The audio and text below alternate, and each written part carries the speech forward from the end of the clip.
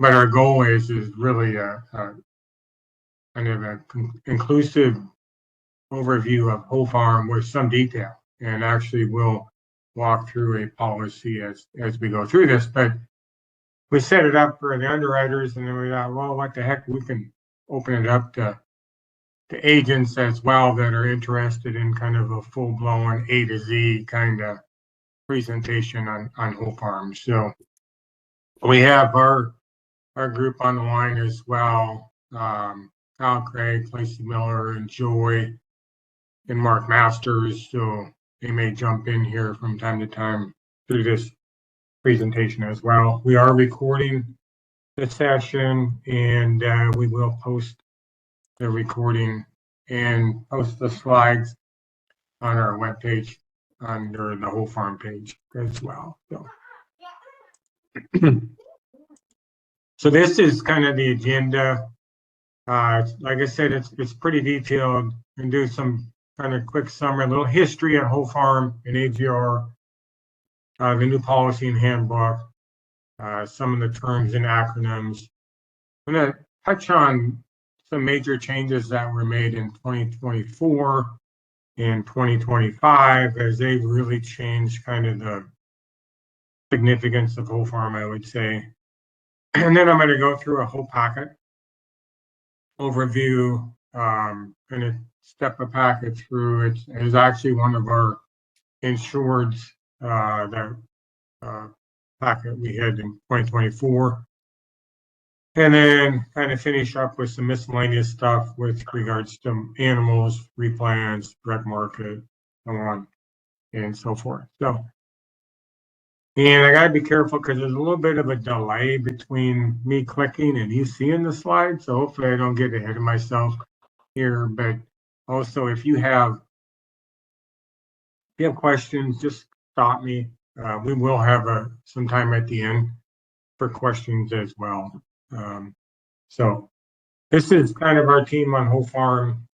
We've invested, NAU has invested a lot of resources in the whole farm. We do pride ourselves with quality underwriting and claim services, and do a lot of training like we're doing today on whole farms. So you can go back depending upon where you're at. Again, we've kind of broken this out by branch office and who are the underwriters largely working on the whole farm program.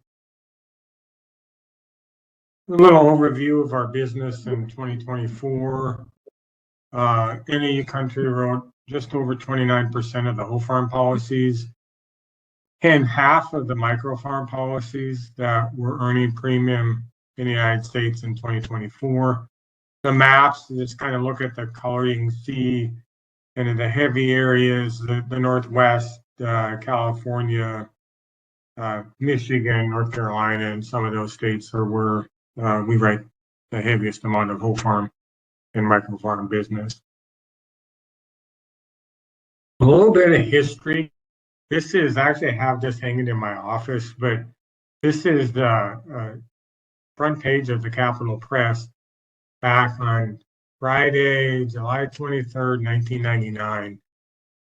And this is when I really got involved with whole farm. It was actually AGR, adjusted gross revenue at the time. And just quick little background to kind of make kind of the context of why we have whole farm and why I believe it's important. In 1998 in Washington State, apple producers had probably one of the best crops they ever had in their history. It was good quality, massive amounts of fruit. When they went to start packing that crop into late 1998, early 1999, many of those producers were getting bills from their packing houses versus checks. In other words, it was costing them more to pack their apples than they could sell them for. Probably the first time, maybe the only time that it ever happened. And it was a massive disaster. And all that was available on the crop insurance side was the multi-peril program, which was a yield-based program And since they had the largest crop they had probably in their history up to that point, there was nobody collecting under their crop insurance. And in July of 1999, the USDA held a listening session out in an orchard in Quincy, Washington. There was the Undersecretary of Ag, several congressional folks, FSA, RMA, yada, yada, all participated, but there was about 150 growers. If you look at that picture that's overlooking the gorge in Washington State, but we were facing basically about 150 apple producers that were testifying. And one of the guys got up and just emphasized over and over and over again to show me the money, and it doesn't matter how many apples we produce. It's how much we get paid for them. And you have an unbelievable crop and a complete and utter disaster. And the undersecretary at that point, when we left that orchard that day, said, you all need to get that ADR program out into Washington State for these apple growers, which had just started the year before and had been started by Michigan Farm Bureau and Michigan State University. And essentially from that day forward, I was at the regional office at the time. We went to work and we brought that AGR program out into Washington State, actually the Pacific Northwest, in 3 pilot areas, which back in those days, in the late 1900s, early 2000s, RMA wouldn't let you pilot in large areas. So we picked 3 distinct growing regions, including the Columbia Basin. In that very first year on Whole Farm, we I can't remember, the industry sold like $200 million for the premium on Whole Farm. I mean, it was very successful right out to get going, all the way through the AGR pilot. Bottom United States with half of the green on it is Adjusted Gross Revenue Light, which was developed by Pennsylvania Department of Ag. Ultimately, everything transitioned to Whole Farm in 2015, and it was expanded into every county in the United States. But the Pacific Northwest has always had a large percentage of Whole Farm. It still does to this day, but it finally has spread and has had some success in many other parts of the country, but still a large number of producers in the Pacific Northwest participate in the Whole Farm program. But it all evolved. If that correct maybe hadn't happened in Washington State in 1998, who knows what the history would have been with this program, because it did evolve into what we have out there today because of that. And this is another one of the reasons that Michigan Farm Bureau developed this program. This is a policy that was, I think, one of the first AGR policies back in the early 2000s. And this particular policy had 33 different crops. The majority of those crops didn't have any multi-peril insurance. So you can see there's a very diversified operation. There was only a handful of these commodities that had any underlying multi-peril, and therefore that was one of the RMA's efforts. Michigan State University and Michigan Farm Bureau's efforts is to provide the same opportunities for growers of other commodities that growers of commodities that had underlying multi-peril were able to achieve. And it would take years. I developed several individual multi-peril policies over the years, and it was a 2 to 3 year time period from start to finish to put a program in place for one commodity. So you have hundreds and hundreds and hundreds of commodities out there that had no multi-peril, and this was an avenue to provide coverage for those commodities all in one insurance package. So basically, the Whole Farm was the answer kind of to traditional forms of federal crop insurance. It was a completely new design of policy, basing things on tax records. I remember when I first started working on this, and the feedback we got when we were gathering data for the pilot was just farmers aren't going to give you their tax returns. and stuff, and that was a big concern early on. But when we put that pilot out there that very first year, in the first month, I was getting calls from agents that were saying, "What's going on out here? These farmers are coming in and dropping their tax returns off on our desk." It never really became an issue. And when one thinks about it, the federal government already has everybody's tax returns when we file them with the IRS, anyways. But it does require tax record information, whole farm history database. Consists of revenue history for 5 consecutive tax years immediately preceding the lag year. And we'll talk about some exceptions on that. And then we compare their 5-year average revenue history from their taxes to their intended revenue on their farm operation report for the insurance year. And their insurance is based on the lower of those two numbers, with several mechanisms built into the program over the years that we'll talk about to smooth all of that for bad years and those things. So big thing here, covers all commodities produced or purchased for resale on the farm, and covers revenue earned during the policy year, whether realized or not. So we're going to talk about commodity count in this presentation for various reasons, and we're going to count commodities on the farm. We're going to count those for diversification, subsidy implications. But at the end of the day, everything that's produced on the farm and that's sold is insured, regardless if it's counted as a commodity or not. Just kind of keep that in the back of your mind as I go through this presentation.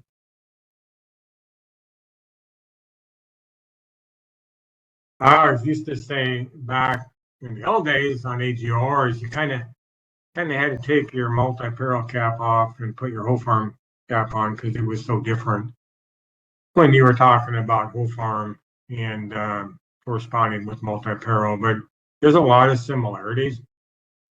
The multi-peril has an intended acreage report and an acreage report and a production report. Whole farm has an intended farm operation report, a revised farm operation report, which is like the acreage report, and a final farm operation report, which is, in a sense, sort of a production report for the year. So if you're a perennial commodity, we'll talk about this further down the road here too, but the intended farm operation report and the revised farm operation report can be completed at the same time. Pretty much every year since 1998, there's been a new policy and a new hemp. I can't remember a year in the history of AGR and whole farm when RMA did not revise something in the program between years. Probably the longest, well, it's not probably, it is the longest running pilot in RMA history when you consider AGR Light and whole farm revenue protection.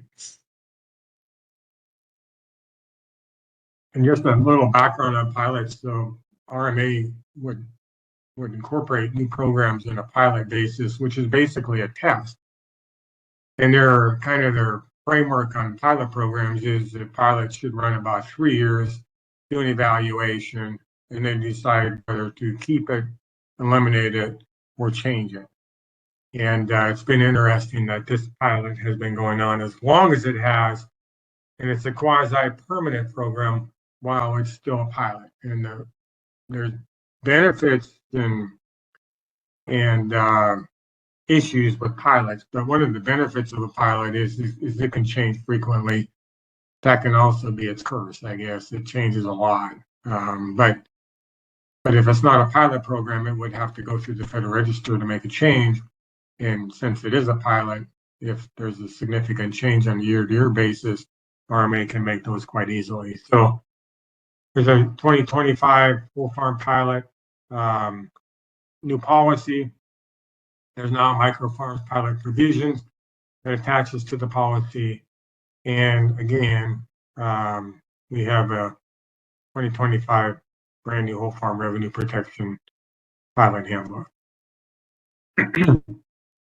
Some commonly used terms, there's a lot more than this, but we're going to use all these terms throughout this presentation. If you're kind of new to whole farm, which is, one of the reasons we did this presentation today, but if you're new to whole farm, it's complicated. Don't expect to grasp all of it. But hopefully by the end, you'll get the general concepts of this program. And this presentation will be available as kind of a good resource document to kind of, oh God, I forgot about how that part works or something. You can go back to this presentation and hopefully find what you're looking for. Acronyms, oh my God, we have acronyms, not only in whole farm, but in the crop insurance program in general.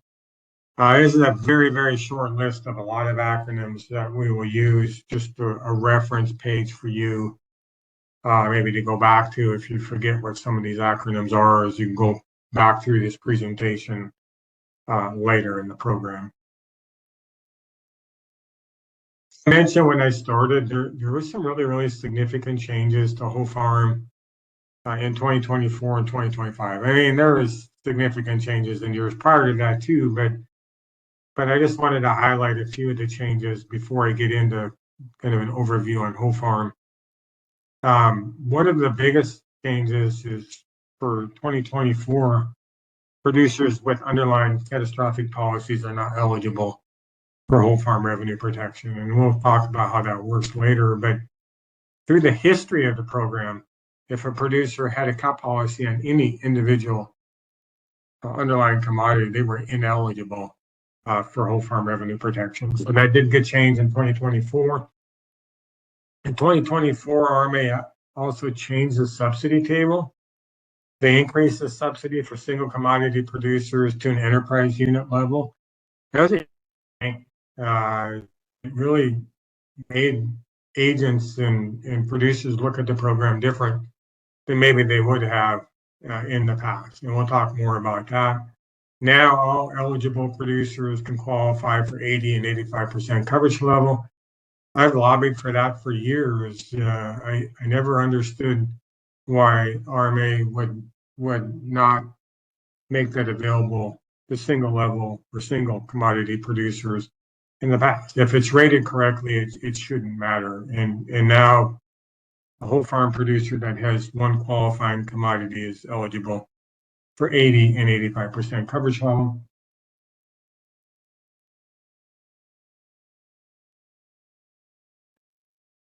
Now provides an option to opt out of all FCIC reinsured policies from becoming primary insurance for the purposes of premium calculations and claim settlements.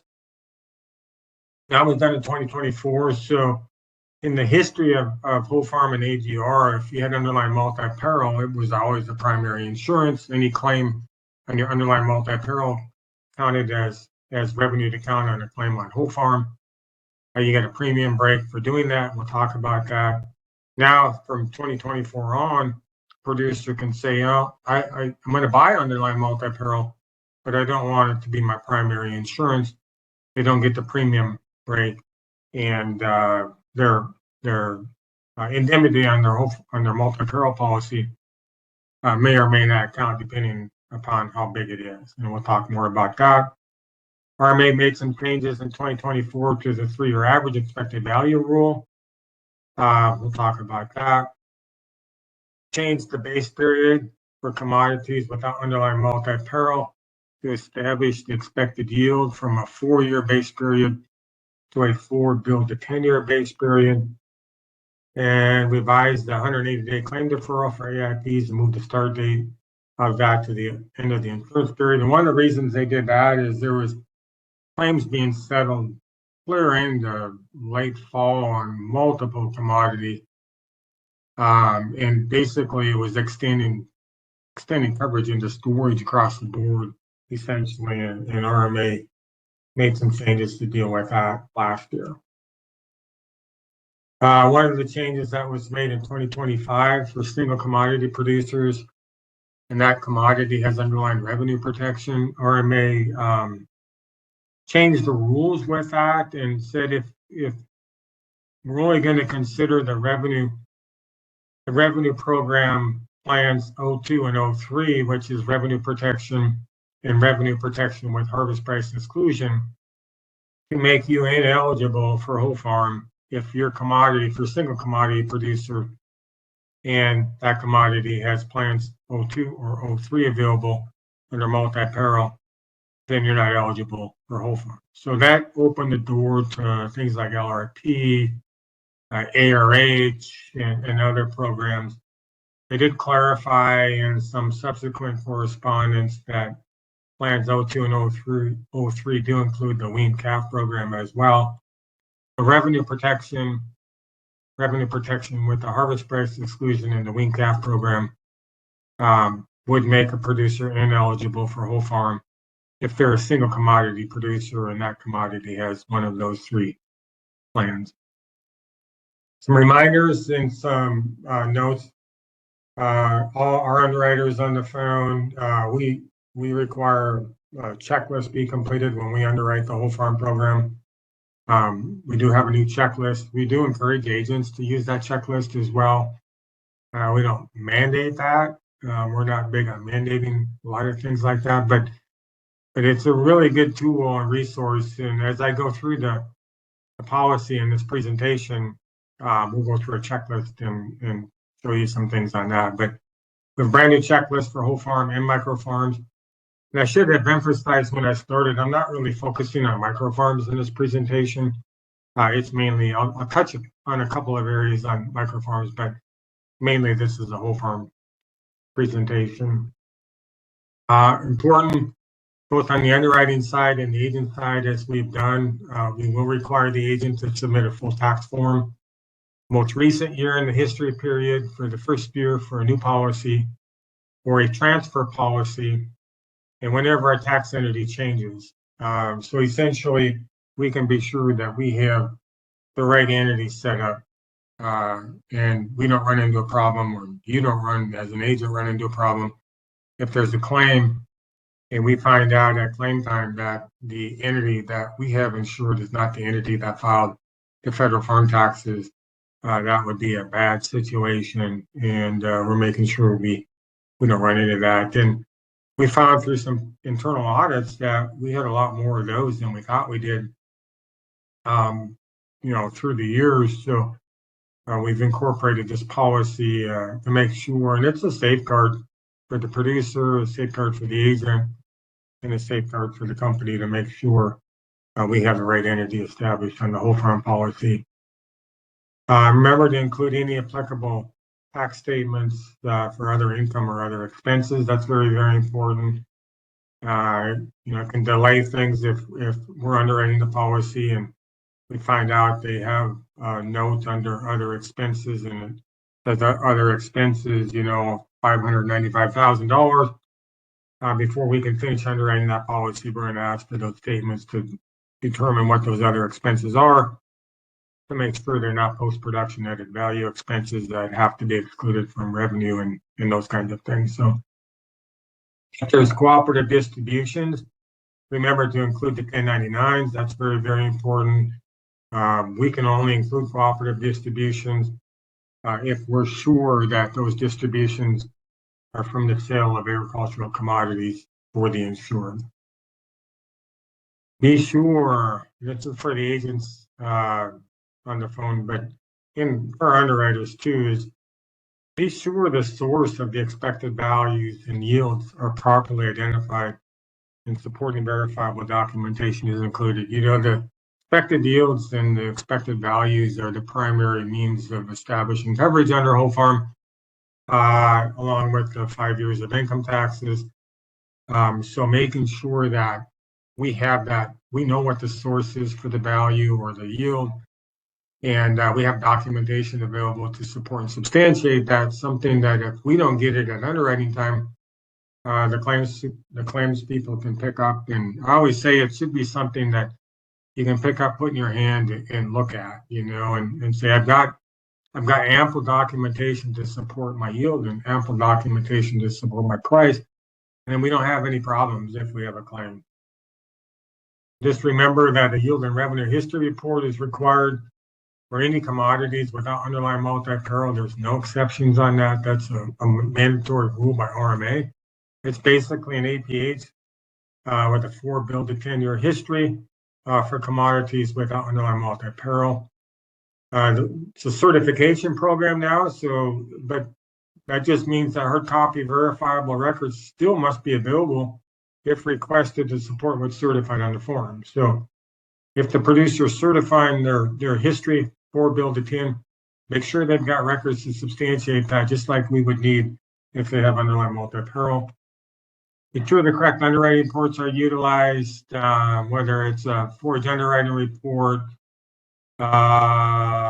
mint underwriting report. I can't even remember what the acronym is for the GSUR one. But there's multiple different underwriting reports out there, so just remember to use the right one. Oh, grass seed underwriting report is the GSUR. Vertically integrated producers, I'll touch on this in a slide down the road here, but that market certification deal is not applicable to whole farm. If they're vertically integrated, a vertically integrated form needs to be filled out, and that form can be found on our agent portal as well. Another good reminder is make sure there's an inventory form. Not every producer has inventory, but if they don't have inventory, for an agent, put a 0 on there and make sure that just negates a call from an underwriter or a check from an underwriter saying, hey, your inventory report isn't completed because there's nothing on it. And it's really, really important because if there is inventory and they don't have it recorded on the inventory report, the claims adjuster is not going to be able to count it, and it's going to negatively impact the producer if they have a claim. If there's a substitute Schedule F used for a lag year in whole farm history period, and we'll touch on that later, we need to have a copy of the actual filed Schedule F sent to us as soon as the taxes are filed so we can update the information if necessary. Here's a slide on our commission schedule changes for 2024, or excuse me, 2025. So, whole farm commission is highlighted in the middle here. Base rate 17.52%. The whole farm commission is going to be cut if the agent or the agency writes the underlying multi-peril, but they don't write that underlying multi-peril with NAU. And they had the opportunity to move it to NAU by the sales closing date. So we're just basically saying, hey, we want to write your whole farm, but we also want to write the underlying multi-peril as well. The whole farm revenue program isn't as beneficial to NAU country, from an underwriting perspective, an underwriting gain perspective.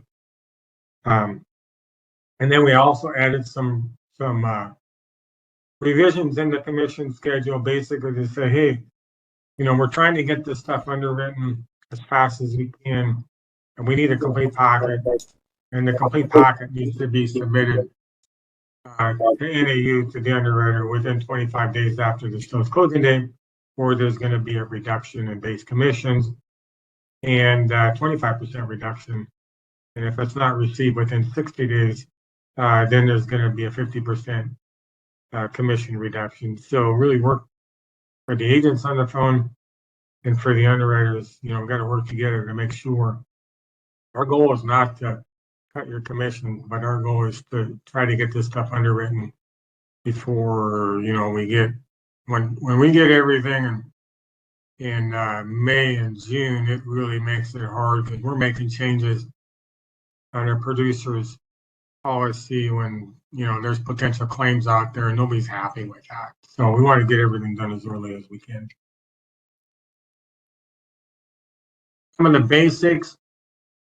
This is just a good little cheat sheet. I'm not going to go through this in any detail here, but just kind of some good reminders if you forget, like, hey, is there a limit on animals, or what kind of coverage level options are there, and what's the liability limit on whole farm, and what are the sales closing dates, and those kinds of things. Are there restrictions on single commodities? This is a good little cheat sheet to kind of go back and go through that. And and keep handy, I guess. Some of the important dates, certainly sales closing dates. We'll go through a lot on fiscal year filers and calendar year filers, but a late fiscal year tax filer is any tax filer that files their taxes beginning September 1 or later. Their sales closing date is November 20th, 2024 for the 2025 policy year. So obviously we're already past that. So you could not write a whole farm policy for 2025 in a late fiscal year tax filer currently. So they'd have to wait until 2026. For everybody else, the sales closing dates are in the spring or winter and spring, and they correspond generally with your spring sales closing dates in your county, either being January 31st, February 28th, or for most of the country, March 15th. Micro farms are the late fiscal year tax filer is the same, November 20th, but the micro farm sales closing dates for the spring sales closing date are a month later than the whole farm sales closing date. And that change was made in 2024. Revised farm operation report, there's only one date, which that was a really nice change years and years ago on whole farm. But July 15th for all filers. It's like the acreage report on the whole farm policy. And then the contract change date is August 31st. And that contract change date is essentially the date when RMA has to make all their changes for the following crop year. So the actuarial document should be filed by September 1st for the following year. And that's when you can start writing policies for the next crop year. So premium costs, little discussion of premium costs, subsidy and commodity diversifications and how they affect premium. So premium or a subsidy table, subsidies have been probably the biggest bonus on a whole farm since the AGR days. We've always had high subsidy levels.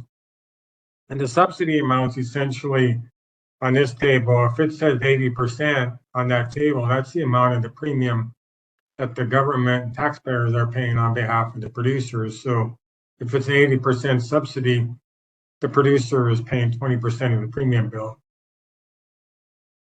This table was changed last year to where now single commodity producers can get an enterprise unit subsidy level. So they can get an 80% subsidy at the 70% coverage level, a 77% subsidy at the 75% coverage level, 68% subsidy at 80%, and 53% subsidy at 85%. And if they qualify with two or more commodities, 80% subsidy all the way through 75% coverage, and they get a 71% subsidy at the 80% coverage level. So those are big numbers, and it really.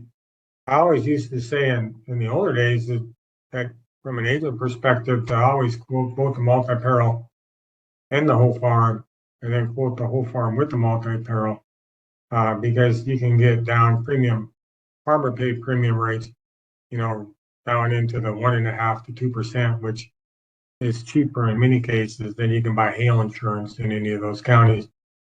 Couple other notes, micro farms automatically qualifies for the whole farm subsidy, the bottom line on this table. We won't talk about it too much, but I have a couple of slides on combined direct market. If a producer has a line on their farm operation report for combined direct market, that line will count as two commodities regardless of the number of actual commodities reported in the combined direct market line. Some other things that impact premiums is commodity diversification. I mentioned kind of when I started, we'll do a commodity account, which is simply a measure of diversification on the farm operation. So it's basically a feature of whole farm that the more commodities you have on your farm, the more diversified you are, probably the better risk you are. If one commodity is down, another one may be up, and so on and so forth. So RMA set up a discount, essentially, that caps out at 7 commodities. So we're going to count the commodities, and if the commodities are large enough and corresponding to the other commodities on the farm, we're going to count them. But the computer does this. I made on this slide, like if this is entered into the system, you can see this producer has multiple lines of fresh market apples. They have a couple lines of red grapes, 4 lines of pears, and a line of sweet cherries. So the system is going to look at every commodity code, which there's all these apples have the same commodity code, the grapes have the same commodity code. There's 1, 2, 3, 4 different commodity codes. So the system's going to count those commodity codes and run a calculation, which I'll show you, I think, on the next slide. But this particular producer qualified with 3 qualifying commodities. But again, important to recognize that they're all insured. It's just the number we're going to count for diversification purposes and subsidy level purposes is 3. Yeah, this is the diversification factors. Basically, this is hard to understand, but this just goes into the rating formula to basically say, okay, the more you have, the better discount you're going to get, and the cheaper your premium is going to get. So how do you calculate that? So essentially, as I mentioned on that previous slide, where we counted 4 different commodity codes, so the calculation is one by the number of commodities on the farm report. So in that case, it was 1 divided by 4. I'm going to do this example that they had 3 commodities on their farm report. So 1 divided by the number of commodities on the farm report times 0.333 times the total expected allowable income. So the only change in this formula is the number of commodities on the farm report. So if you had 7 different commodities on the farm report, divide 1 by 7 times 0.333 times the total expected allowable income for the grower. So in this case, 3 commodities on the farm report, they had 1.2 million of expected income. 1 divided by 3 times 0.333 times 1.2 million, $63. So they're saying that that number is 133,207. So any commodity on that farm operation report with expected revenue in excess of 133,207 will count as a commodity for the purposes of counting commodity. A little cheat sheet. I often get calls from an agent saying, hey, my producer really wants to get up to, 2 commodities, get that whole farm discount. How big does the second commodity have to be before it qualifies for commodity count purposes on whole farm? So this is just the calculation. It would have to be at least 16.7% of the total expected revenue to qualify. If I want to qualify 7 commodities, they each have to have at least 4.8% of the total to qualify.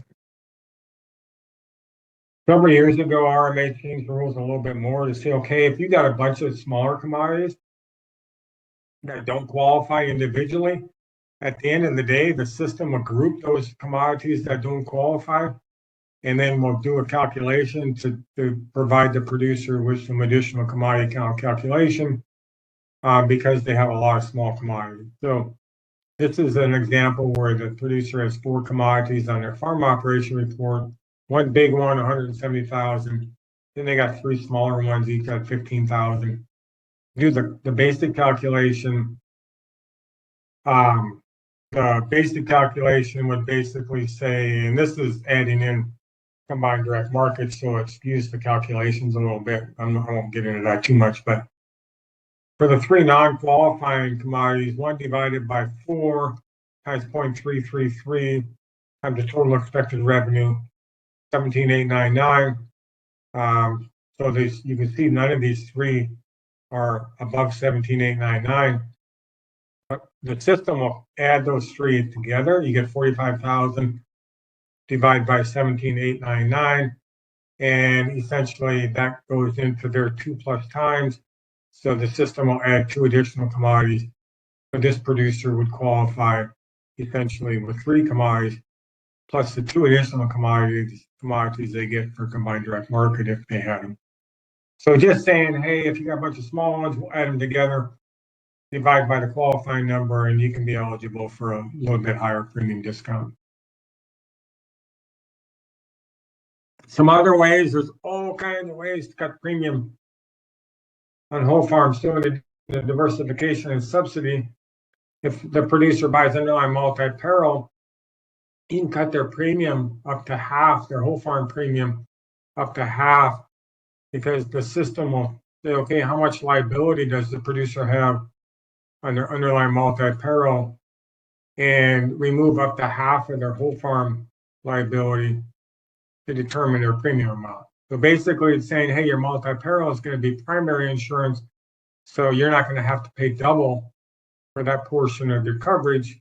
We're gonna cut some of the premium off of your whole farm policy as well. And as I mentioned, and this is huge. There's producers that would buy 85% whole farm coverage, take a 5100 policy, and get the 85% whole farm policy essentially at half cost. And there's a lot of that in the system. So beginning in 2024, as I mentioned in one of the earlier slides, producers are allowed to opt out of this coverage, so they can choose not to do that. Plus, if the producer is a veteran or a beginning farmer or rancher, you get an additional 10% points off of the subsidy. You can get up to a 90% subsidy on whole farm if you're a veteran or a beginning farmer or rancher. So, as I mentioned, starting in 2024, insurance can opt out of the underlying multi-peril being primary insurance. The insured will not receive an adjustment to their insured revenue for premium calculation adjustment purposes. They're going to pay the full cost of their whole farm premium, and their indemnity on their multi-peril policy is only going to be counted as revenue to count on the whole farm policy if it and any other hail, NAP, or private sector policy losses exceed the whole farm deductible. And I'll talk a little bit more about that and have some examples later. That's all or none. Can't pick or choose which underlying multi-peril policy to opt out on. All or nothing. Got to make that selection on the front page of the application. Put checkbox on the bottom of the application. Make sure the insured understands the impact of this decision if they elect to exclude their underlying multi-peril.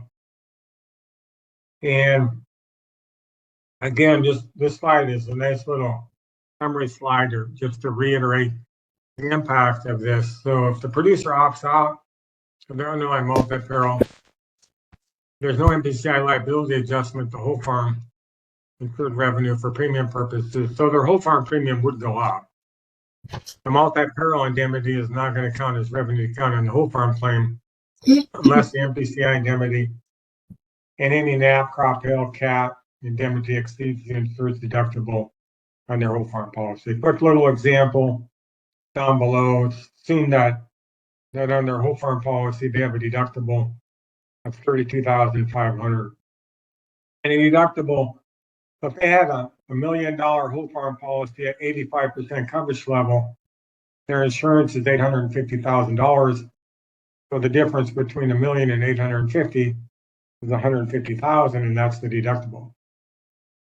This little example, we're going to assume the deductible is $32,500. Let's assume they received a $30,000 payment from NAP, $5,000 indemnity payment from a policy not authorized under the Act, which could be crop hail, and a $5,000 indemnity from a multi-peril policy they elected to exclude from becoming primary insurance. So you total up all those other indemnities for the year, they come up to $40,000. Their deductible is $32,500. Subtract that from all those NAP payments and crop insurance payments, and you add $7,500 to revenue to count. So basically, the insured can collect double in a sense up to the amount of the deductible on their whole farm policy. And then, as I mentioned in one of the earlier slides, cat coverage is now doesn't restrict any eligibility under whole farm. Just remember, though, that cat liability is kind of treated as MTCI opt-out liability. It's not going to count for premium calculation purposes, and any cat indemnity will be included as revenue to count.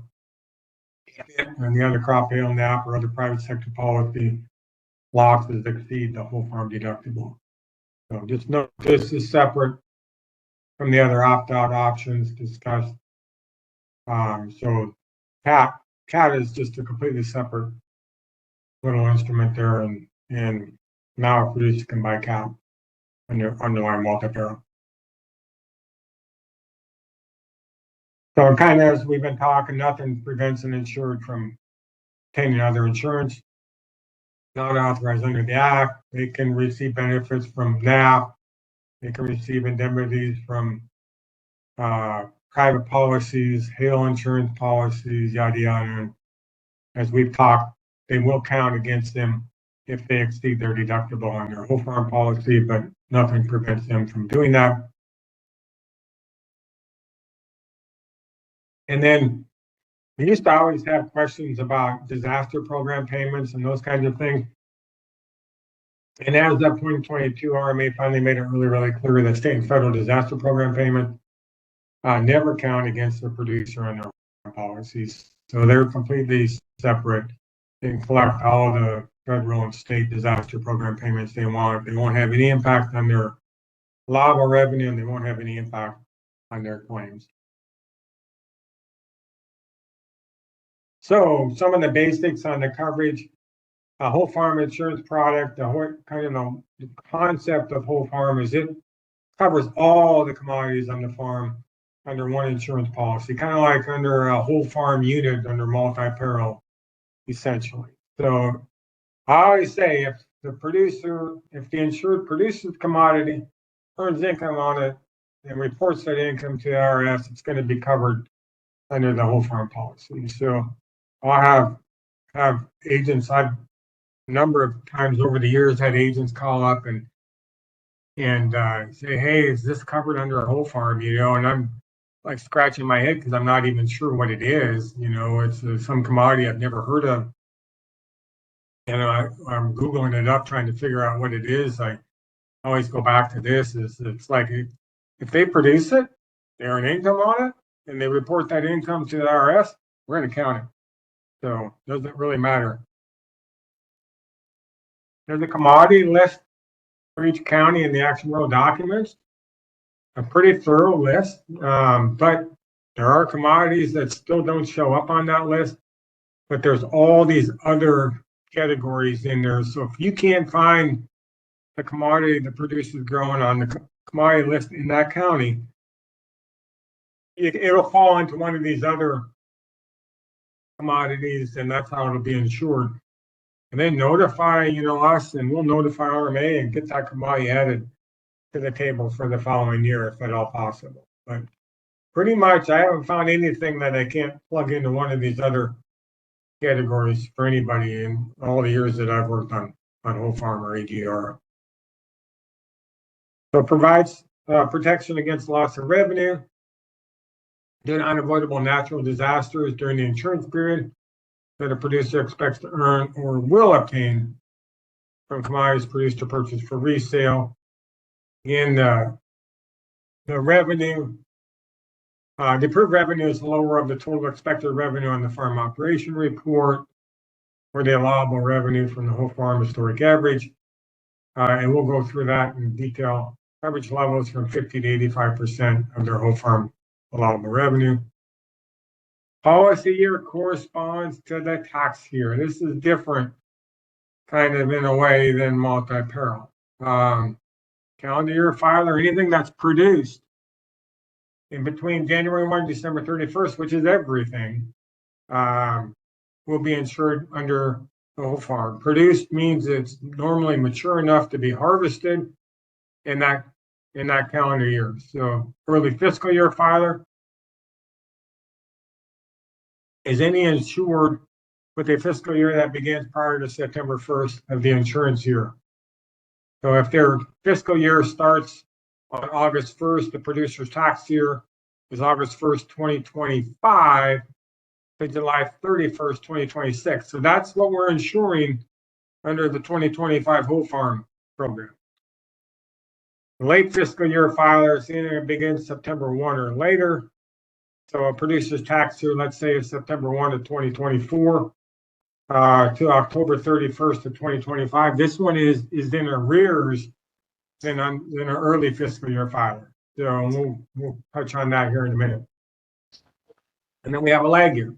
Lag year is a tax year immediately preceding the insurance period. So again, the insurance period is a 12-month period corresponding to the tax year. In calendar or fiscal year is 12 months, as we just showed on that previous slide. So this is just 3 different slides, calendar, early, and late fiscal year filers. So the insurance period for a calendar year filer is January 1 to December 31st. Means we're gonna insure anything that's produced. This is the definition of produced. Considered produced when it's matured to the extent that it's generally sellable at established markets, regardless of whether or not it's actually harvested. A little bit of a busy slide here, but 2025 calendar year, 26 and 2027. The sales closing date in this case is March 15th. This is the producer that has a May 1st fiscal year. So their insurance period falls between the 2 blue lines. That's their fiscal year, and anything produced between May 1st of 2025 and April 30th of 2026 should show up on their intended farm operation report. Okay, so that's basically how this works. If you move that over, let's say you slid that blue line over to, let's say, August 1st, then you can get into split years where you might be in the Pacific Northwest and you have all your cherries mature enough to be harvested in June and July, and all your apples that are mature enough to be harvested after August 1st. So you're now having 1 year cherries in one fiscal year, or in one insurance period, and the apples and pears in another insurance period. So you kind of got to watch that depending upon the dates of the fiscal year.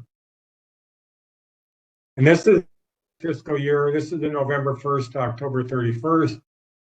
Again, this one's in arrears. So basically, the policy year in this situation is 2026. The tax year is 2025. So just everything kind of goes back 1 year in a late fiscal year filer. And that's why the November 20th sales closing date. So we're going to treat this more like a calendar year tax filer for insurance purposes, which was a change made a few years ago by RMA, which was a really, really good change. That late fiscal year filer back in the early AGR days caused a lot of consternation for sure. But here's the whole farm history period, and the history period is the 5 consecutive tax years that are used to establish basically the cup on the whole farm coverage, or the cap, I should say, on the whole farm coverage. So for every producer, with the exceptions we'll talk about, they need 5 years of income tax forms. The whole farm history period for a calendar or early fiscal year filer for 2025 is 2019, 2020, 2021, 22, and 23. The 2024, the year immediately preceding the insurance year, is the lag year. And they have not filed their 2024 taxes yet, so they're not going to be available. So that's the lag year. The whole farm history period for a late fiscal year filer for 2025 policy years, 1 year in arrear. So it's 18, 19, 20, 21, and 2022. 2023 is the lag year. And then for a whole farm history period for a calendar or fiscal year filer under micro farms for 2020 with 3 years of tax records, 2022, 23, and 24. With 4 years, it's 21, 22, 23, and 24. And 5 years, it goes all the way through. There's no lag year, essentially, under a microfarm policy. Insurance attaches the beginning, coverage begins the later of the beginning of the insurance tax year, or 10 days after the company accepts the application. Now, it's really, really important to understand for new coverage. So basically, we've had situations in the Northwest where we maybe don't get the application until March 15th, and it's for a brand new insured, and there was a big freeze on fruit trees in the Columbia Basin in January. So gotta be cognizant of when coverage begins under whole farm, and that's the beginning of the tax year if it's a carryover producer, or 10 days after we accept the application if it's a new insured. For carryover coverage, I always say whole farm has the best coverage available. There's no lapse in coverage, and it does provide coverage for causes of loss that occur in the previous insurance period. And that's what this slide essentially talks about, with the major exception of irrigation water. Irrigation water is completely separate from any kind of carryover coverage, and so on. So there's very distinct exceptions, essentially for irrigation to be covered, or commodities that are going to be irrigated to be covered under whole farm with full insurance coverage. You have to have a reasonable expectation of having adequate water for a full irrigation application at the time coverage begins, regardless if they're carryover producers or not. But for anything else, anything that happened in the previous year that's due to natural causes that impacts my commodity or my potential commodity for the following year is covered the following year. And that's really, really good coverage under the whole farm policy that you don't get elsewhere. Okay, there's a number of qualifying person and eligibility requirements. I just emphasize this, that whole farm's not for everybody. And sometimes we look at it and try to put a square peg in a round hole or something like that, or a round peg in a square hole or whatever. But it doesn't work for everybody, but it does work for a number of producers. So in this section of this program, we're going to look at what it takes to be eligible, make the packet eligible for whole farm. So some of the primary things could be considered a qualifying person. The entity must be eligible to receive federal benefits, be a U.S. citizen or resident. I ran into this quite a few times. I did some projects up in Whatcom County, Washington, with raspberry growers, trying to develop a raspberry product for them. And through the course of that work, found out that a number of those producers were not U.S. citizens or resident. So they were Canadian citizens, didn't file federal income taxes. So technically, they're not eligible for whole farm. So you have to be eligible to receive federal benefits. You have to be a U.S. citizen or resident. File a Schedule F tax form or other farm tax forms, 1065, 1120, whatever, that can be converted to a substitute Schedule F. And in bold here, remember to check that the entity and the tax forms match. So look at how the taxes are filed, make sure they match the entity that we're insuring, tax IDs and name, to make sure our entity is eligible. The Schedule F or substitute Schedule F must cover 100% of the farm operation.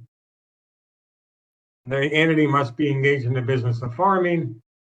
That's pretty much a given, but we have seen situations where we'll get farm income tax forms and they're not in the business of farming. They're in the business of some big conglomerate or something else. And they do not derive more than 50% of their expected revenue from commodities purchased for resale. Just a big note here, our job is to verify at the company, verify the applicant is qualified to be insured under whole farm before accepting the application. Persons who don't file a Schedule F must report and certify allowable revenue expenses in the same manner as those that do, so they got to complete a substitute Schedule F. We encourage the producer's tax accountant to complete the substitute Schedule F. And in addition to the substitute Schedule F, they got to provide the farm tax forms they filed with the IRS and supporting records for each year. No Schedule F tax forms were filed, including statements reflecting other income and other expenses. Remember, the tax entity and whole farm entity must match. That's probably the 5th time I've said that. Hopefully I won't say it again. The entity must have tax returns, including farm tax forms, for each of the 5 years of the tax history period. Remember, for a calendar year filer for 2025, that's 19 through 23. For the same tax entity and same farm operation is the insured person for the policy year. So remember, these are RMA's requirements, which is why we need to verify with the tax form that we match. Changing tax ID or entity without altering the farm operation. Some examples: the spouse filing taxes as a partnership instead of an individual, maybe forming a corporation as long as it's not a disregarded LLC. Successor entity, I'm taking over my father's operation. Otherwise, those are some things that could impact that, where the tax entity for all 5 years doesn't match, but we can still qualify the producer. And then if I'm purchasing, leasing, or inheriting somebody else's farm operation and I take over essentially all of it, which RMA defines as at least 90% of it, the land, the facilities, and everything else, and the tax records for that operation I'm taking over are available, I can use those tax records and my tax records to combine into another set and use that for my whole farm purposes. Special situations that allow some differences to the 5 historical years. Late fiscal year tax filer, they need 18 through 22 tax returns. 23 is leg year. If you don't file, if the entity doesn't file taxes with the IRS, like a Native American reservation, farm operation, I've worked with a couple of those. They don't file federal farm income taxes. We can make them eligible. If a producer has 4 years, in the 5th year, for some reason, they were on a mission. Maybe they were in the hospital, cancer treatments or something that 1 year, and they were unable to farm. And with some restrictions, we can qualify them with 4 years. And a veteran or beginning farmer rancher with as few as 3 years are eligible. So just some examples of what to do if you don't have 5 years of historic allowable revenue for the farm operation. So this is a beginning farmer rancher. They come in with 3. Basically, they can come in with 3 years, including the leg year. So if you look at the top on the right-hand side of the slide, they came in with 2022, or they came in with 2021, 2022, and 2023. So they had 3 years. And we're going to require them to submit the leg year as well. And if they haven't filed their taxes for the leg year yet, they have to submit a substitute Schedule F and to provide that Schedule F when it is filed. And now you look at basically with the leg year, now you have 4 years, so you got to come up with 1 more year to make up 5. So you look for the lowest year in those 4 years. That lowest year is 112,000 in 2021. So you plug in 112,000 for 2020. Now you have 5 years with using the lowest of the 4 plus the leg year. Divide by 5, your whole farm historic average now is 134,692. On the left side of the slide is the policy or the provisions for that. On the right hand of the slide is just the example. So if it's a beginning farmer rancher, they come in with 3 years, you need the leg year plus the lowest of the 4 years to come up with a 5-year average. And that's how the 5-year history is computed. If they came in with 4 years, basically, you just need to add the leg year in. Now you have 5 years, come up with a 5-year average. And that's the scenario or situation. Again, the provisions on the left-hand slide, the example on the right-hand side of the slide. And like I mentioned, very many microfarm slides in here, but this is a microfarm producer, and they can qualify with 3 years of tax records, but they have to have the lag year. So this producer came in with the 3 years, the minimum 3 years. The lag year was the lowest. So to get 5 years, you take the lowest and duplicate it, for the other 2 years. So now you have a 5-year average.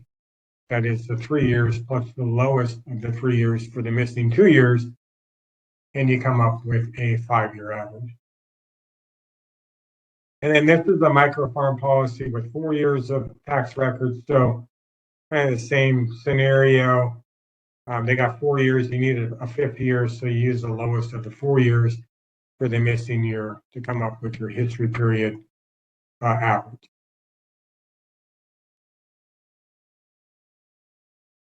And then this slide talks about if the insured purchases, inherits, or leases another person's farm operation, they may use the other person's tax records, including adding those amounts into their allowable income. If, for example, if I'm going to pick up a piece of ground and maybe it was what my dad was farming, and I'm going to take over at least 90% of the other person's farm operation, which includes the land, the facilities, the irrigation equipment, the tractors, the systems, the greenhouses, and any other facilities, not just the land, it's the facilities as well. And if I take over at least 90% of that, then RMA lets me use that other person's tax records to combine with mine to come up with the minimum number that I need to come up with to establish my historical period. And I need to request this. I need to request if it's in a lag year by the sales closing date with the insurance company. If I'm picking this up, or no, excuse me, I need to request this by the sales closing date, whether it's a lag year or not. I need to request this in writing. I need to have all the other person's tax documents and some in writing description of how I'm taking this operation over to be able. So this just summarizes what I just said: a written request to use the other person's tax returns, copy of the other person's tax returns, a completed and signed whole farm history period that represents those tax returns and my tax returns combined, and verifiable documentation to substantiate I took over the other entity's farm operation. And for the underwriters, it's very important to make sure we have all this applicable verifiable documentation to support using the other person's income tax. Liability limit is 17 million. That was expanded several years ago. Please don't make too much sugar before noon. Thank you. Is that somebody asking a question or?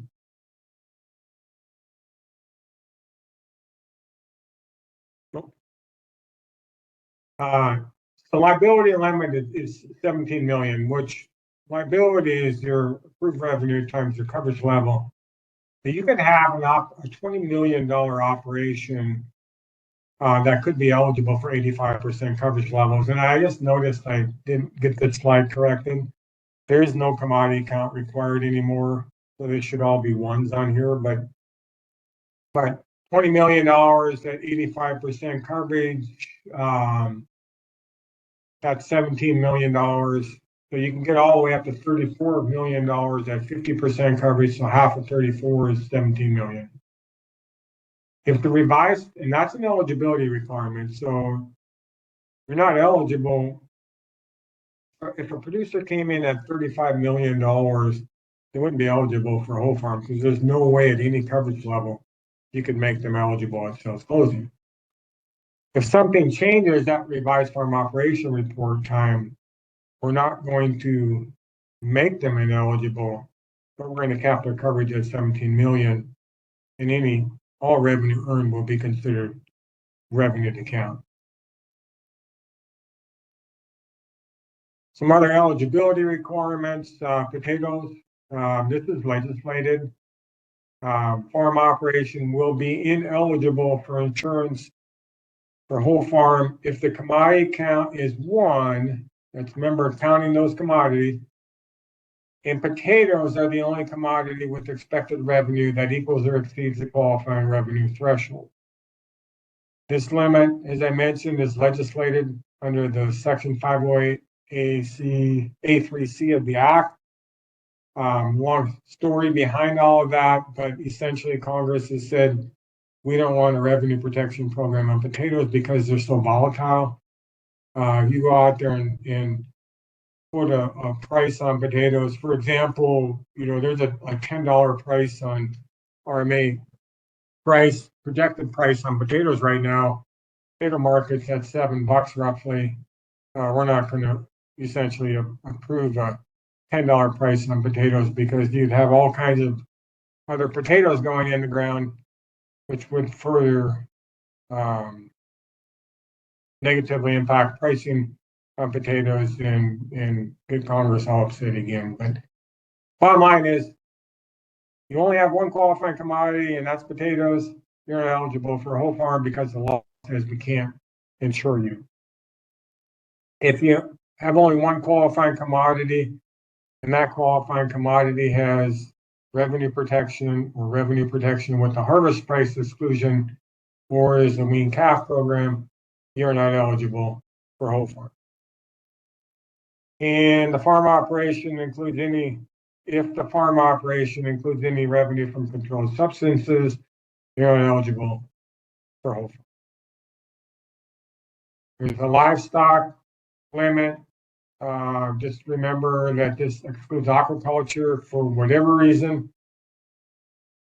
RMA excluded aquaculture from this a couple years ago, but there's a liability limit of $2 million. And basically, RMA is saying, hey, we don't know enough about how this program works with livestock and nursery, livestock and nursery, that we're only going to allow coverages that are producers that fall under these eligibility requirements to be eligible. Technically, it's a soft cap, so they're eligible, but the maximum amount of livestock or nursery expected revenue is going to be $2 million. And this next slide essentially is showing how that cap would be applied. So if this producer had an intended farm operation report that had 4 different types of livestock, total expected revenue is $80,000 over. Basically, we're going to divide 80 into the total, and the system is basically going to factor back the expected revenue on those 4 livestock commodities to end up getting to $2 million, essentially. So they're all insured under the whole farm policy, but our maximum expected revenue is going to be $2 million. And that works the same for nursery. Organics, not going to talk a lot about organics on this presentation, but a little bit. The farm I'm going to use in our example is not a certified organic operation. The definition of certified organic on this slide, I emphasize that organic prices can be used as expected values for certified organic acreage and for certified organic animals or animal products. But you can't use organic prices for commodities that are not certified organic. There are some requirements with regards to using the organic prices, and a producer essentially needs to have a certification, or they need to have requested in writing, as you can see in the bold part of this slide, and provide to us documentation they've requested in writing, a written certification or other written documentation from a certifying agent by the revised farm operation report deadline, if they want to receive an organic value for their commodities grown under certified organic. And then the disclaimer on that, if they submit their intended farm operation report and they say their commodity is certified organic, and they've requested in writing certification from a certified agent by July 15th, we're going to cover them as if they're certified organic. But if we get into a claim situation and we find out they failed certification, essentially those organic prices have to be then converted to a conventional price, and the claim worked as if it's conventional, not organic. Those are the stipulations on organic certifications and organic prices. And again, this just reiterates the insured is required to provide us, the company, with a copy of the organic certificate or documentation they requested in writing, or certificate by the R4 deadline. And then if they've requested it in writing, at the end of the day, we still need to get that certification when it's finally approved for the file. So make sure that that follow-up happens both on the underwriting side and from the agent's perspective. I'm gonna get a little bit into this packet review, and then I'm gonna take a break because we'll be about a little bit over halfway through this presentation here in just a little bit. So if you bear with me for just a little bit, I'll kind of start walking through this. So then we'll take one break and then come back and kind of finish and then open it up for questions as well. So I basically pulled the packet from our Northwest branch. It was a Yakima County producer. They had underlying multi-peril on apples and pears, and no underlying multi-peril on sweet cherries. Technically, this producer had underlying multi-peril on everything, but I made him not have underlying multi-peril on sweet cherries so I could incorporate how that works into the example.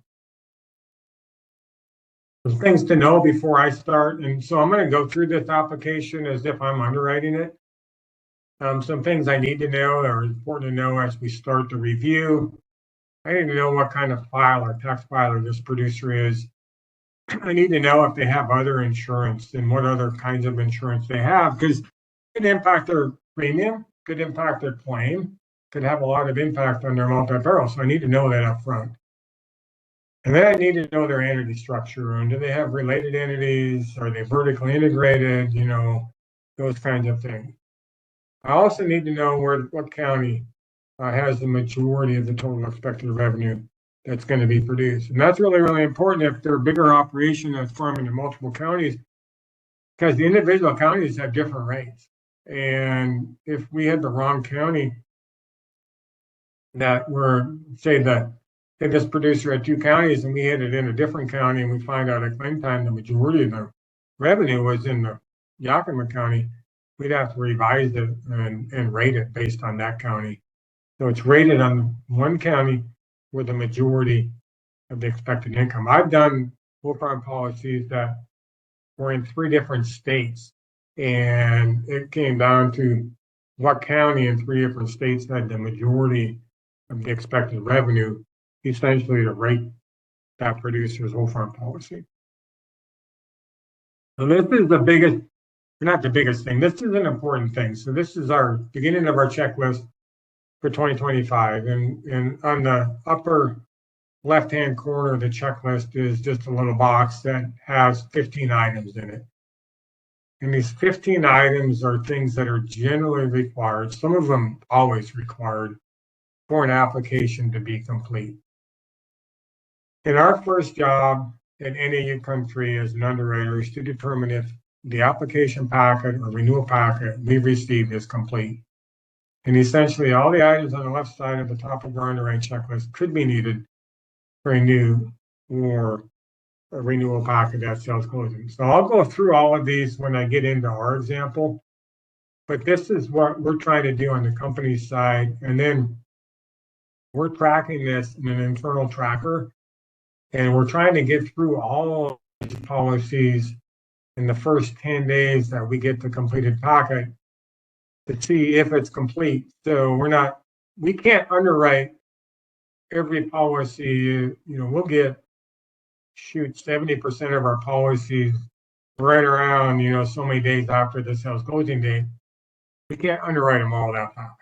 So, but what we can do is try to get through the packet to see if it's substantially complete.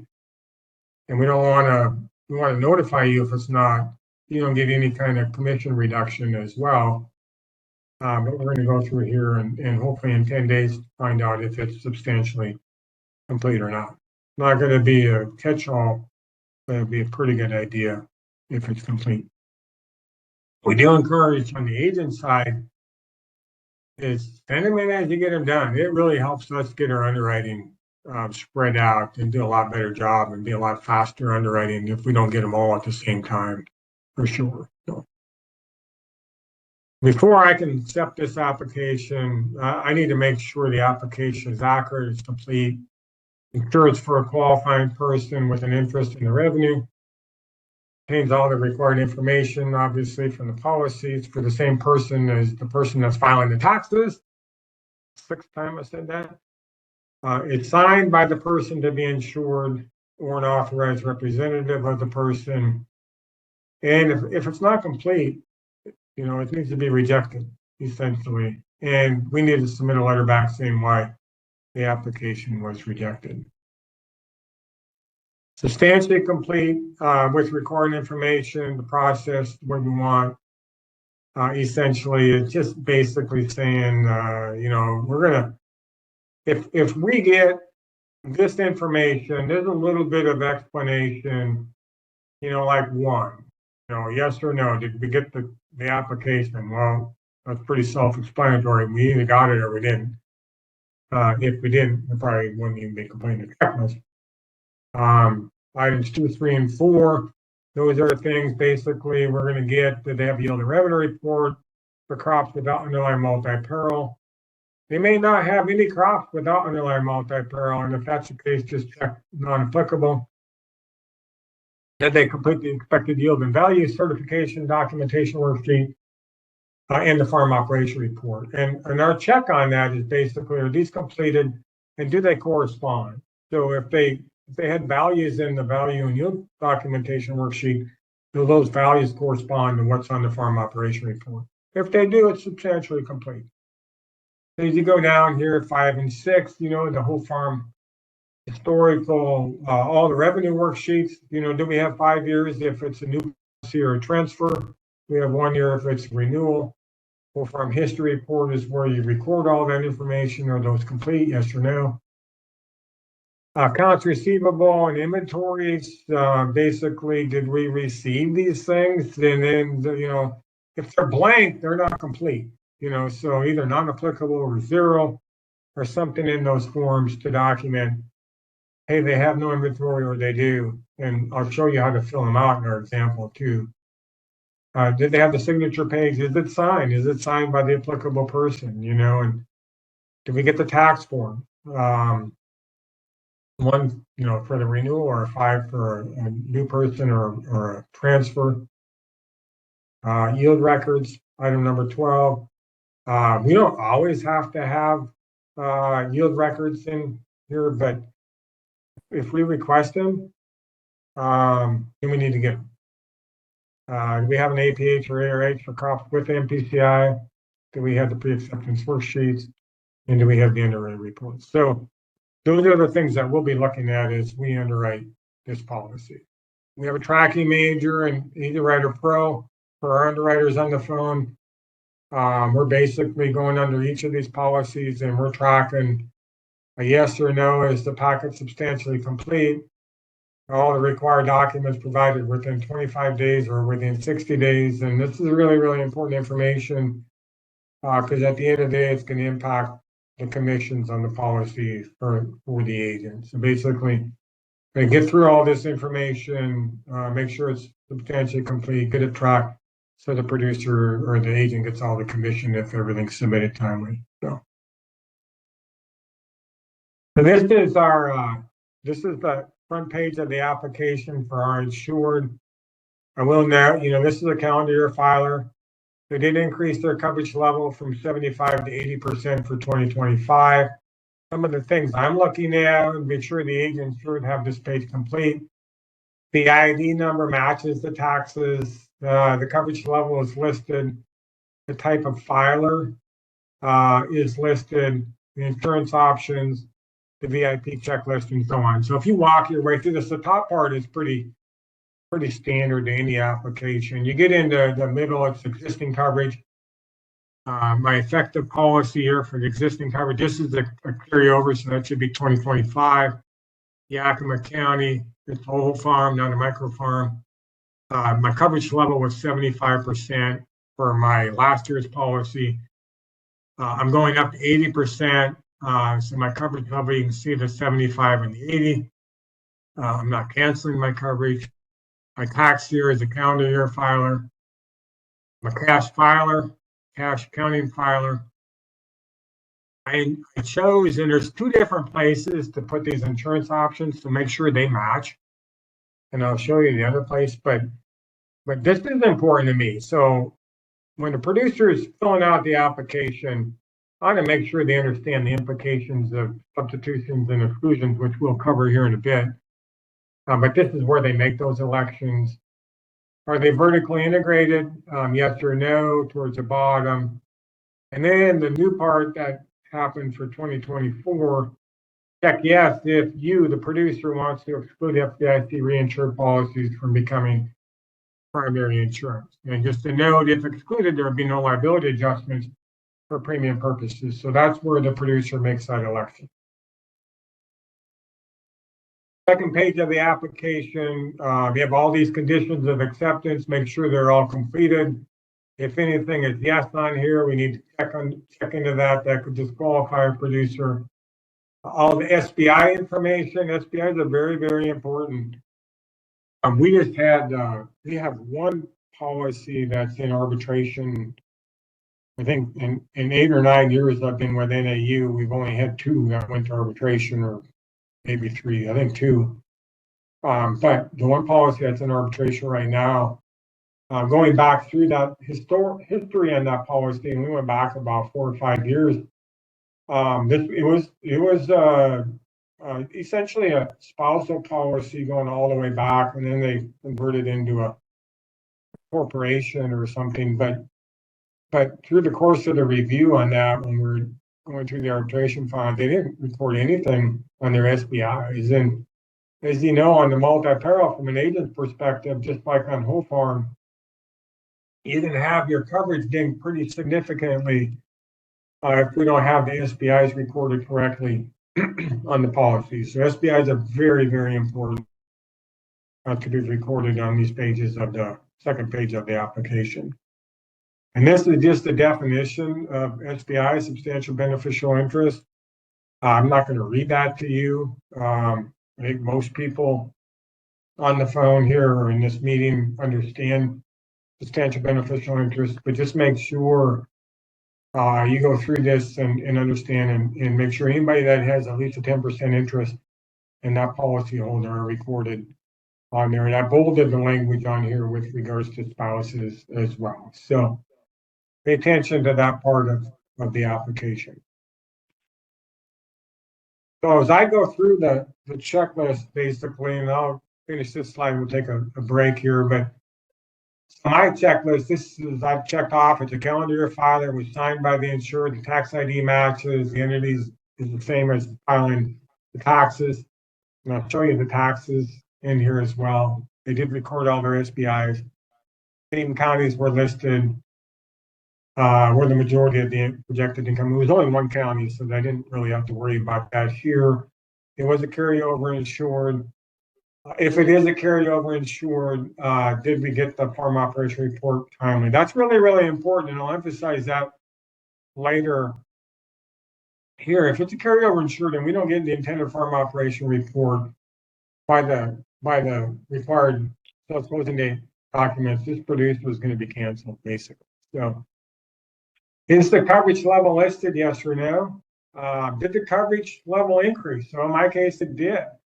If it did, is there any cause of loss that would reduce the allowable revenue for the insurance year evident prior to receipt of my application? No. I mean, I was doing this application in December, and we're not even into the insurance period yet for next year, so I'm good here. So that's a good reason to get these things done timely, particularly if they're food policy.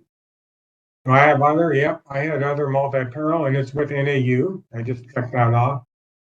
I have buyout coverage in all commodities. I didn't have any cat coverage, and the insured did not elect to exclude the multi-peril. And my farm is not vertically integrated, and I did confirm there's a file 1026 with the FSA.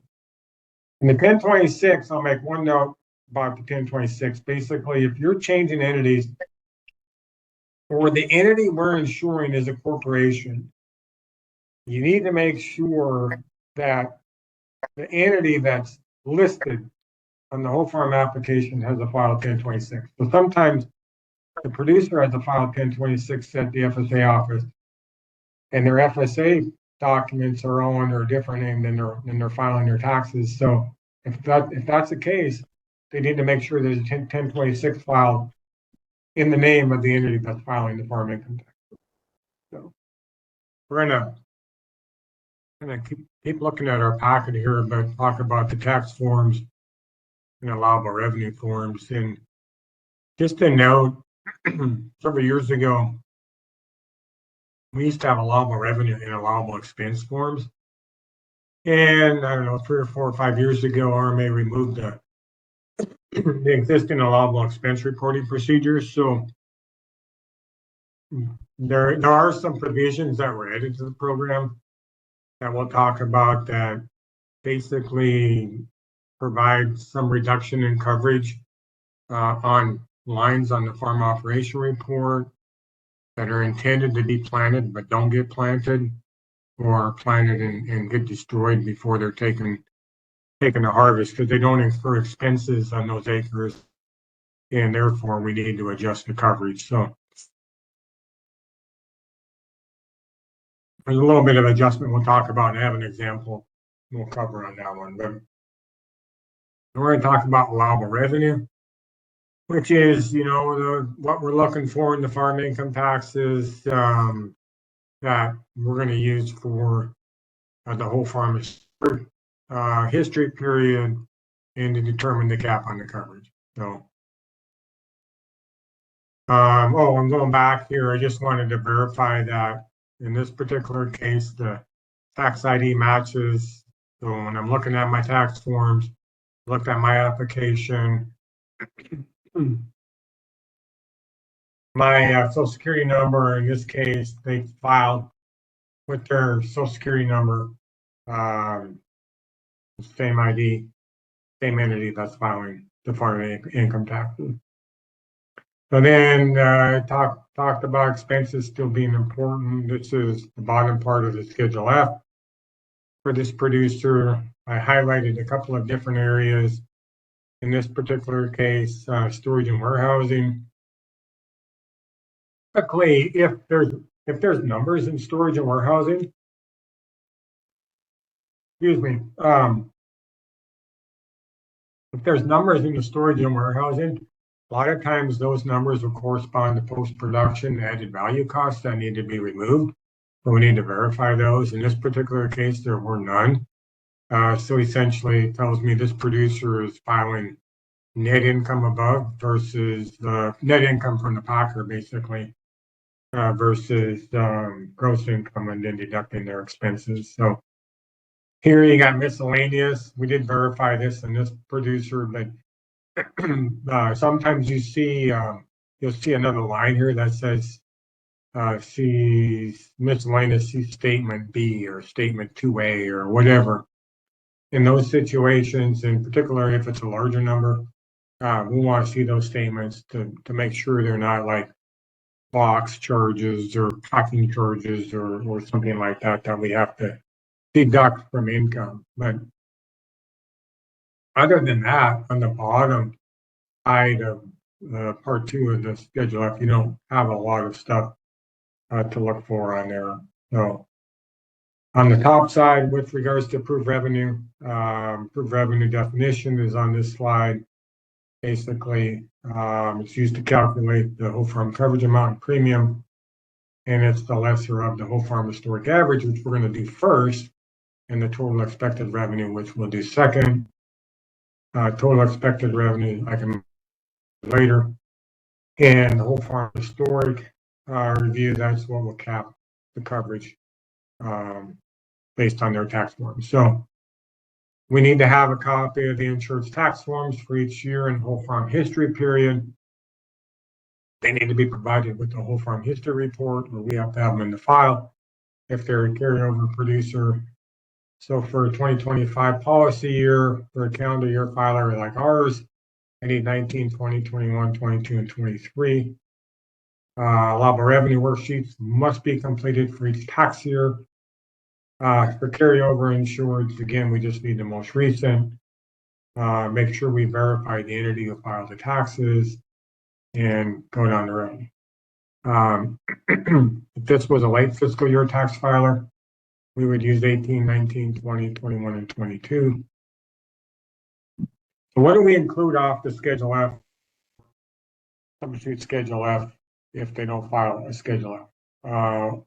This is defined very specifically. In fact, this slide comes right out of the policy and the handbook, but allowable revenue specifically includes the sale of animals and other commodities purchased for resale, less the cost or other basis of such animals or other commodities, line 1C of the Schedule F. Where the bulk of producers' allowable revenue comes from is line 2 of the Schedule F, the sale of animals, produce, grains, or other commodities raised. And then line 3B of the Schedule F is total non-cooperative distributions. We need to verify, we need to have the tax statements to verify that it's from production of commodities. It's not a fertilizer dividend, or it's not a fuel distribution or something like that. And then other revenue on line 8 of the Schedule F. We got to record a number of other things from the Schedule F, but we're only going to include these things if they're applicable from the sale of a commodity. So even other revenue on line 8, we're only going to include that if that other revenue can be verified it's from the sale of agricultural commodities. Again, be sure we have copies of any tax statements associated with other revenue. And then there's some language in here with regards to CCC loans. I'm not going to cover this specifically, but if they pay back those CCC loans, we can include those in the history period. And sometimes they record some of that on line 1C of the Schedule F. So there's some notes in the file and some notes on this slide to correspond to that, but it happens very infrequently. And I'm not going to complicate the presentation with regards to that today. What does allowable revenue specifically exclude? And that revenue from any post-production operations, net gain from commodity hedging, which will be recorded on the Schedule F. Revenue from commodities in which the insured does not have an insurable interest.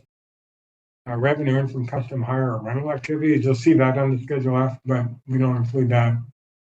Proper distributions that are not directly related to the sale of the insured commodity.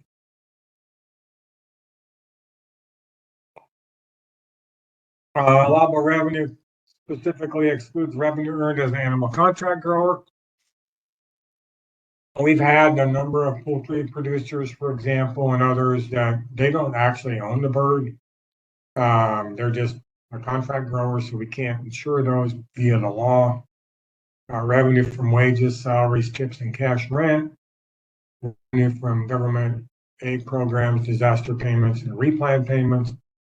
Revenue from uninsurable commodities. So if they had animals for show, that timber revenue on their policy, we can't cover that. Those kinds of things. Controlled substances, they wouldn't be eligible technically anyways. CCC loans repaid, except those repaid by a third-party buyer. Crop insurance indemnities, preventive planning payments from other FCIC policies, uninsured causes of loss, and accrual adjusting for beginning and ending accounts receivable. So all of these things I mentioned that are not included as revenue, allowable revenue are included in revenue to account for claims. Any value assigned for uninsured cause of loss, little accrual account, and I'll show you how we do that a little bit when we get into the inventories. Crop insurance indemnities authorized under the Act, preventive planting payments, not including replant payments.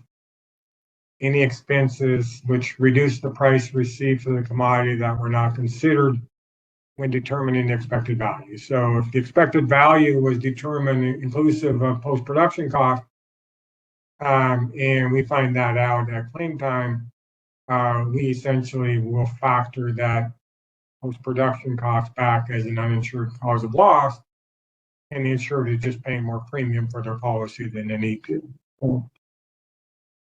Any net gain from commodity hedging, we're going to count that for claims purposes, and any payment for damage to insured commodities from net payments or crop hail payments or any of those that exceed the insurer's deductible.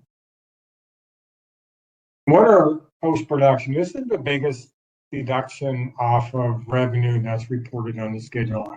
And again, some producers are recording that net and some are recording it gross. So you look at line 2, we just need to make sure that all post-production added value costs, if there are any, are taken out. And typically, if it's a packed or processed commodity, it's going to have some post-production added value cost. So RMA defines those post-production costs as any cost that is associated with sorting, grading, washing, waxing, labeling, or trimming, packaging materials such as boxes, cartons, and bags, packing of commodities after they're harvested, and then CA storage essentially. And then when you get into post-production, the added value part, it's the value of wine compared to grapes, the value of gift baskets, and those kinds of things. We can't, by law, provide insurance for those kinds of things. So if that revenue amount has any of these types of things in it, and they haven't been deducted, they have to be pulled out and deducted. Market readiness costs, they don't have to be pulled out. So this is largely an AIP determination. But to be considered market readiness costs, they have to be the minimum required to remove the commodity from the field and make it market ready. Got to be performed in the field or on the land within a reasonable proximity to the field and not add value to the commodity. In other words, it's the only way that commodity can be sold.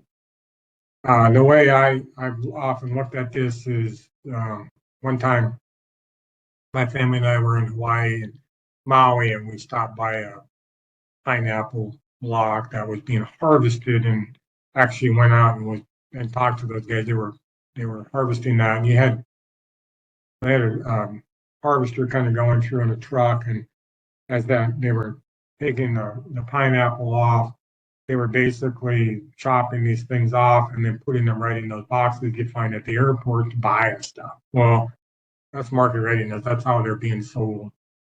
It's the only way they could be sold essentially, and they were all performed in the field before the commodity was moved off of the farm. So those don't have to be removed; they can be included. So this is actually one of the Schedule Fs in the history period for our producer. This is not actually. I'm sorry. This is just an example. This is not our producer. But this is one where I wanted to show you the storage and warehousing. So they had $192,000 of income on line 2. They had a small amount of cooperative distributions. Typically, if they're that small, they're not related to the sale of the commodities, so you don't count them. You got to put them on the revenue worksheet, but you don't count them. They had some egg program payments, $18,200. You won't count those. They had some crop insurance proceeds. We won't count those for history purposes. And they had some custom hire we wouldn't count, other income. So all those have to be recorded on the revenue worksheet, but rolling in account line 2. But they had quite a number in storage and warehousing And likely that number was all post-production. They were packing costs associated with, the producer's fruit operation or something, and that would have to be deducted from line 2 for purposes of allowable revenue. And I often tell agents and producers, that's not a negative because they're not gonna pay premium on their packing costs, or they shouldn't want to pay premium on the cost to pack, because they're going to incur those costs. So why pay premium on it, generally anyway. So as I mentioned, they got to record the revenue off of the Schedule F or substitute Schedule F on allowable revenue worksheet. We need to have 5 years of that in the file. So this is actually our insured. Essentially, I highlighted some things here, but they had line 2 sales of 825,539. This is a pretty simple Schedule F. They didn't have anything else in any of these egg program payments or anything. Very typical apple producer, probably in Washington State.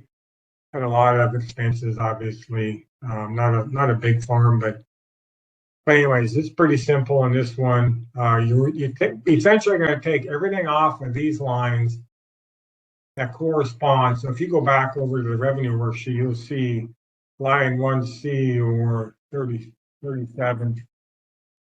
Technically, line 2, I put this on the wrong line. This should be on line 2, the 825. I'll fix that. But technically, that's moved over from the Schedule F to the allowable revenue worksheet. These lines correspond to these lines. If there were cooperative distributions or egg program payments or custom hire on this farm, you would record those items in line 8, but then you do these revenue adjustments because most of that would not count, and you put the revenue. So if there was $200 or $20,000 of custom hire, it'd be put on here right down in real wage, and then you'd have like 20,000 here, 20,000 adjustment here, and the code would be Schedule A, Schedule F income specifically excluded because we don't count custom hires. So you basically take all the items off of the Schedule F, toward whether we count them or not, and you end up in the last column with what we do count, and that becomes the allowable revenue for the tax year that's going to ultimately get transferred over to the whole farm history period. So, and how that works. So a lot of them are pretty simple. They don't have a whole lot up on top in part 2. If they do, you just have to move them over to the worksheet, determine if they're allowed or not, and if they're not, you exclude them.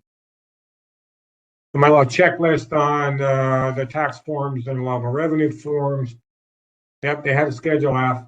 They're carryovers, so there was only 1 year. This is pretty easy part of the checklist. The applicable allowable revenue worksheet was completed, and they had no short taxes. And short tax year is defined here if you ever need to know what that means. So now we have reviewed the taxes and allowable revenue worksheets. Those revenue numbers will be reviewed on the whole farm history report. And this report documents the allowable revenue for each tax year in that whole farm history period, and it's due on or before the sales closing date. Remember, the whole farm historic average revenue is equal to the higher of the average allowable revenue with all these adjustments we'll talk about, the indexed average revenue, the expanded operation adjusted revenue, and then that number is transferred to the farm operation. The highest of those numbers transferred to the farm operation report to compare to the expected revenue for the policy year to determine the approved revenue. So this is our example. I'm going to go through all the different scenarios for this, but they had 19, 20, 21, 22, and 23. So from 698,000 in 19, although I guess 2021 was our highest year, 979, 940, and that becomes their whole farm history period. And now we have to look at all these different potential adjustments that we can make to smooth this, to, are there impacts? Is it a growing operation? Did they have a pool year we want to exclude? And all those kinds of things we can do. So, and just looking at the 5-year history period, there's two ways that the whole farm policy looks at growing operations. The first we'll talk about is optional indexing, and it's optional because it's the insured's choice. They have to choose to index. And they qualify for indexing if you look at the 5-year history. I'm going to back up this slide. So this 5-year history for this producer, and you look at the last 2 years in the history period, 22 and 23, and you look at the simple average. If either of those 2 years, 2022 and 2023, is greater than the simple average, the producer is eligible for indexing, which basically says, hey, in general, I'm a growing operation, so my 5-year history is not going to be representative because I keep growing every year. So it's going to basically trend the simple average up to an indexed average, and I'll show you how that works. The other option is expanded operation. And that basically is saying either in the lag year, which isn't in the history period, or the current year, I'm growing, I'm adding acres. And so my 5-year average isn't representative of what I'm growing in my lag year or my current year. So I'm going to ask you to increase the average by the amount that I'm growing. And we'll talk about how that works. So, and then if they choose both of these, essentially only the highest of either one, if they can choose them both. And the system's only going to take the highest of the two to determine what moves forward. So if qualified, the insured must choose whether to use the index average revenue or not. And there's a little checkbox down in box 17. I highlighted it on this slide. So on the application, on the whole farm history period page of the application packet, they got to check yes. And if they check yes, and this is a computerized web form, so anything in blue is entered, anything in white is calculated by the computer based on the choices chosen. So you don't have to do all the math.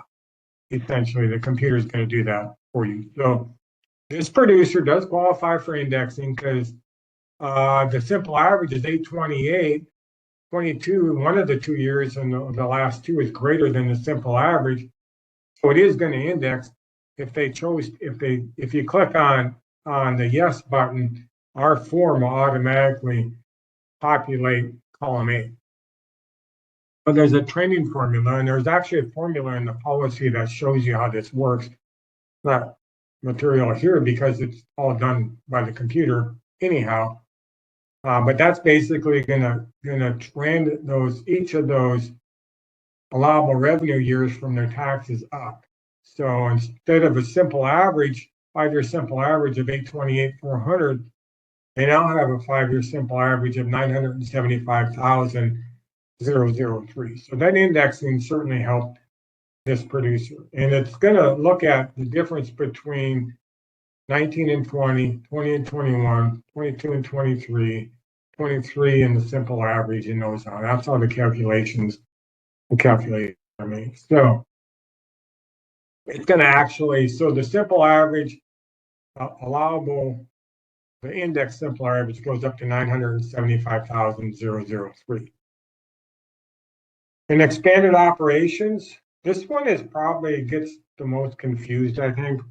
But basically, hopefully I can make it a little less confusing.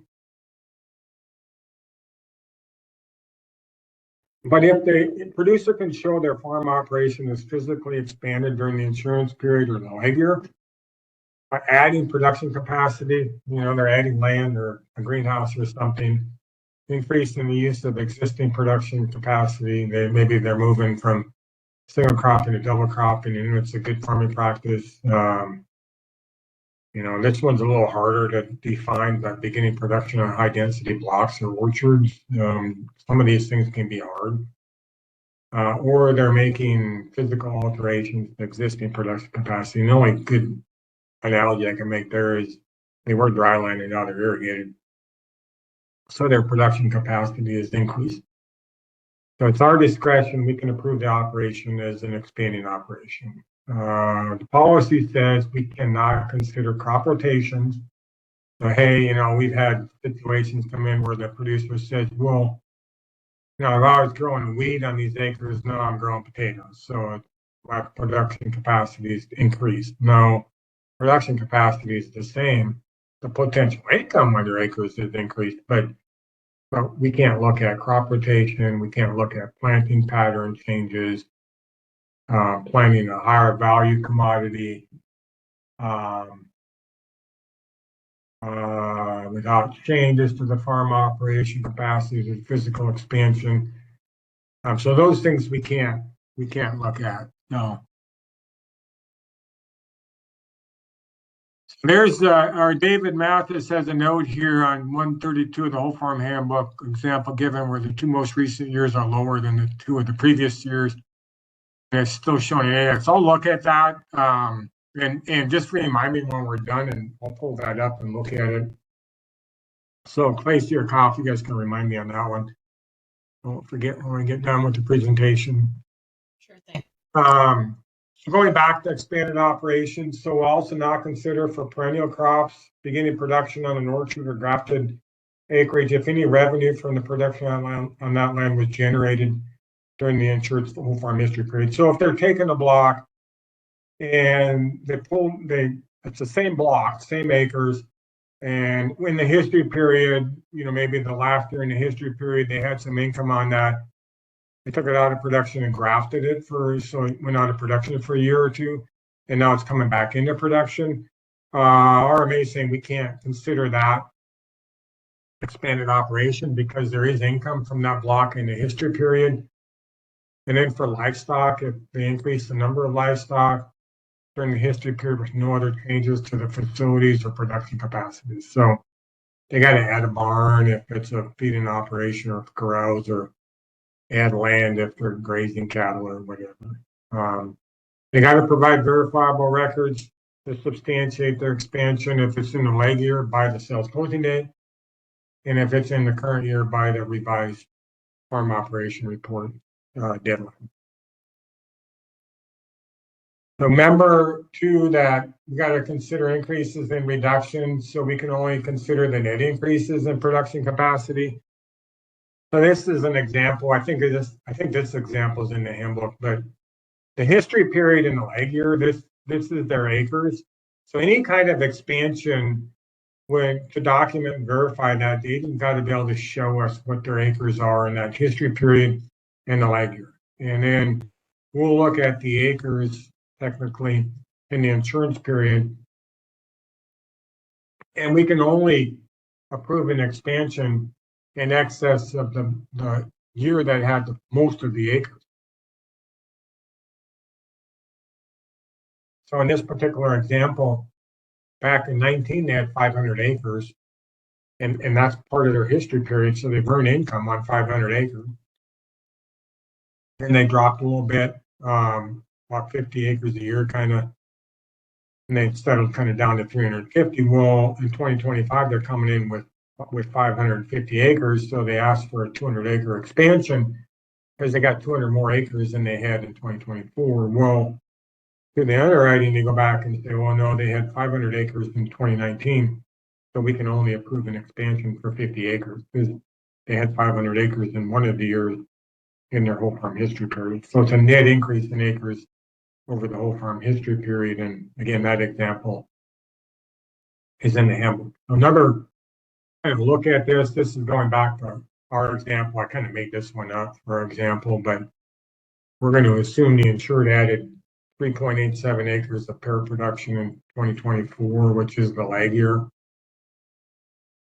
They had an 18-ton expected yield with an expected value of $594.60 a ton. So how you calculate the expanded operation factors, everything corresponds back to the simple average, which with all the smoothing options and the indexing has made expansion a lot less valuable, because it used to go off of the index simple average and all that. Several years ago, RMA changed that. The everything's factored off of the simple average before any kind of indexing or anything else. So all the max, if it's not organic expansion, the max is 35% of that number, that simple average. And you can have an expansion in the leg year and in the policy year. So you can have two different expansions in the same year, essentially. So, but this is just an expansion. So they had 3.87 acres of pear production, of pears that came into production in 2024 as a leg year. So you take basically the calculation is the simple average allowable revenue from the 5 years is 828,400 in our example. They didn't have any expansion in the policy year. They did have that expansion in the leg year. So if you took 3.7 acres, 87 acres, 18 tons per acre, that's $594.60 at $594.60 a ton. And you multiply all that out, you get $41,420. So you add the $41,420 to the simple average allowable revenue, and you come up with $869,820. Divide 869 by the simple average, you get a 5% expanded operation adjustment. So, and I'll show you in the following slide. This really does nothing for the producer because they were indexing, and their revenue exclusion far surpasses what they can come up with on their expanded operation. So anyhow, that's how that's calculated. So, and you can use this little table here just to do the calculations.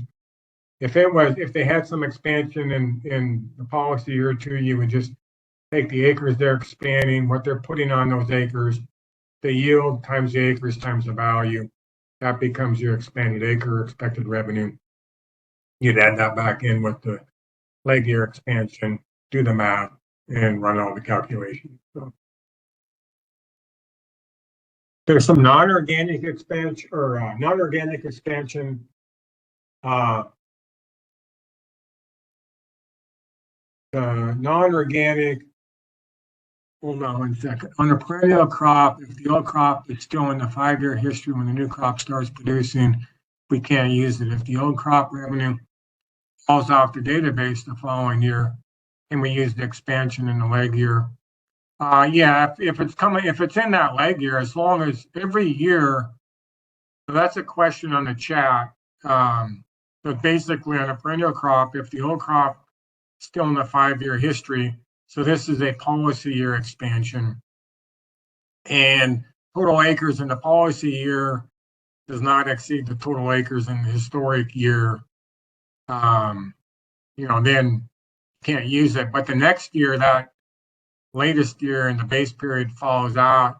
So you just do an acre comparison the next year. And if they qualify based on that acre comparison, I think you should be able to use that. So hopefully that answers that question. Expansion due solely to certified organic. And I'm not going to spend a lot of time on this, but the RMA added this 2 or 3 years ago that basically said, hey, if you're certified organic, we're going to limit your expansion to the greater of 35% or $500,000. So, and I'm not going to, I put some slides in here. I'm not going to really cover that in much detail because you can go back to the slides and probably never remember what I'm saying on this largely anyways, but for specific organic type expansion, you can't combine the two. You either have an organic expansion or a non-organic expansion. And if it's a certified organic expansion, just remember when you do the calculations, it's the greater of 35% or $500,000 and so on. And this calculation, and I think this next slide, this does the same thing as the calculation. It just does an example.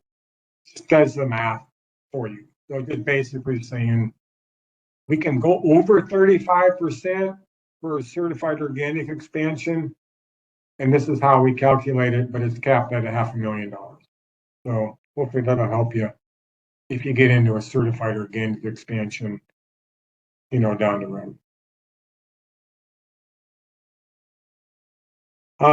So anyways, I did the math here. So you can see you have an expanded operation. I took the 5% off of here and I did an organic expansion, 426,000.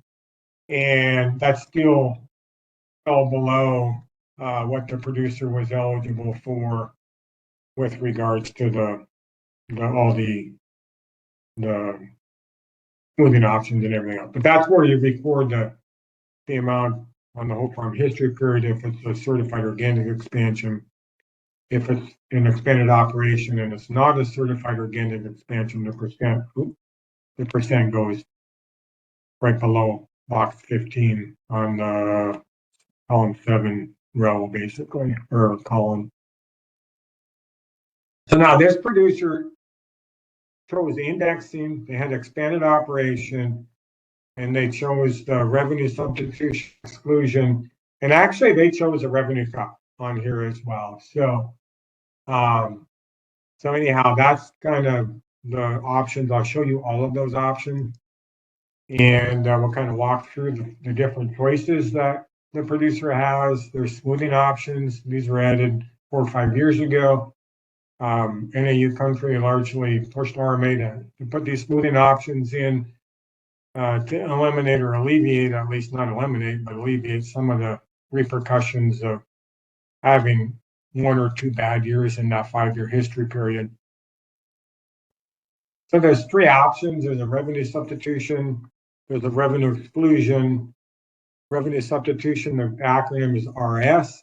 Revenue exclusion, the acronym is RX. X as in Excalibur, I guess. And a revenue cut is RC. If the insured selects more than one option, our system and RMA system both are going to provide the option that results in the highest available revenue amount when determining the whole farm historic average. And it's really, really important to understand that these smoothing options will impact the premium. And I'll show you that in the last series of slides too, a little bit. But if it's kind of like a trend adjusted yield on an APH. And if you choose trend adjustment and it applies, you're going to have a rate yield and an insurance yield, and your premium is going to be based off your rate yield. So it's going to cost a little bit more.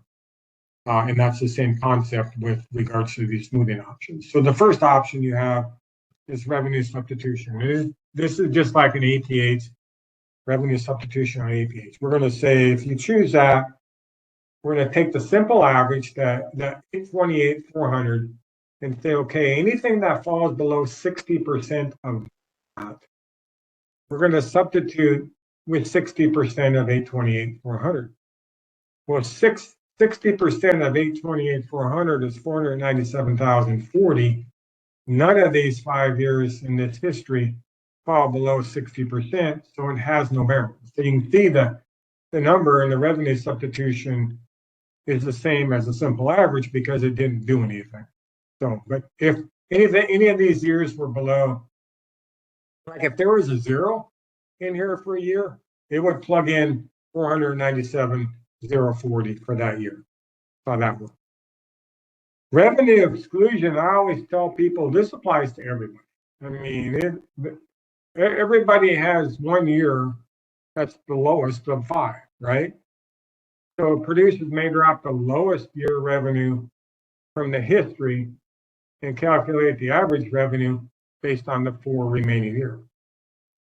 So in this particular case, and I will note, after all applicable adjustments, the historic average revenue can never exceed the highest allowable revenue in the history period. So this green, just remember that at the end of the day, with all these options, we're never going to allow the producer to get above the one highest year in their 5-year history period.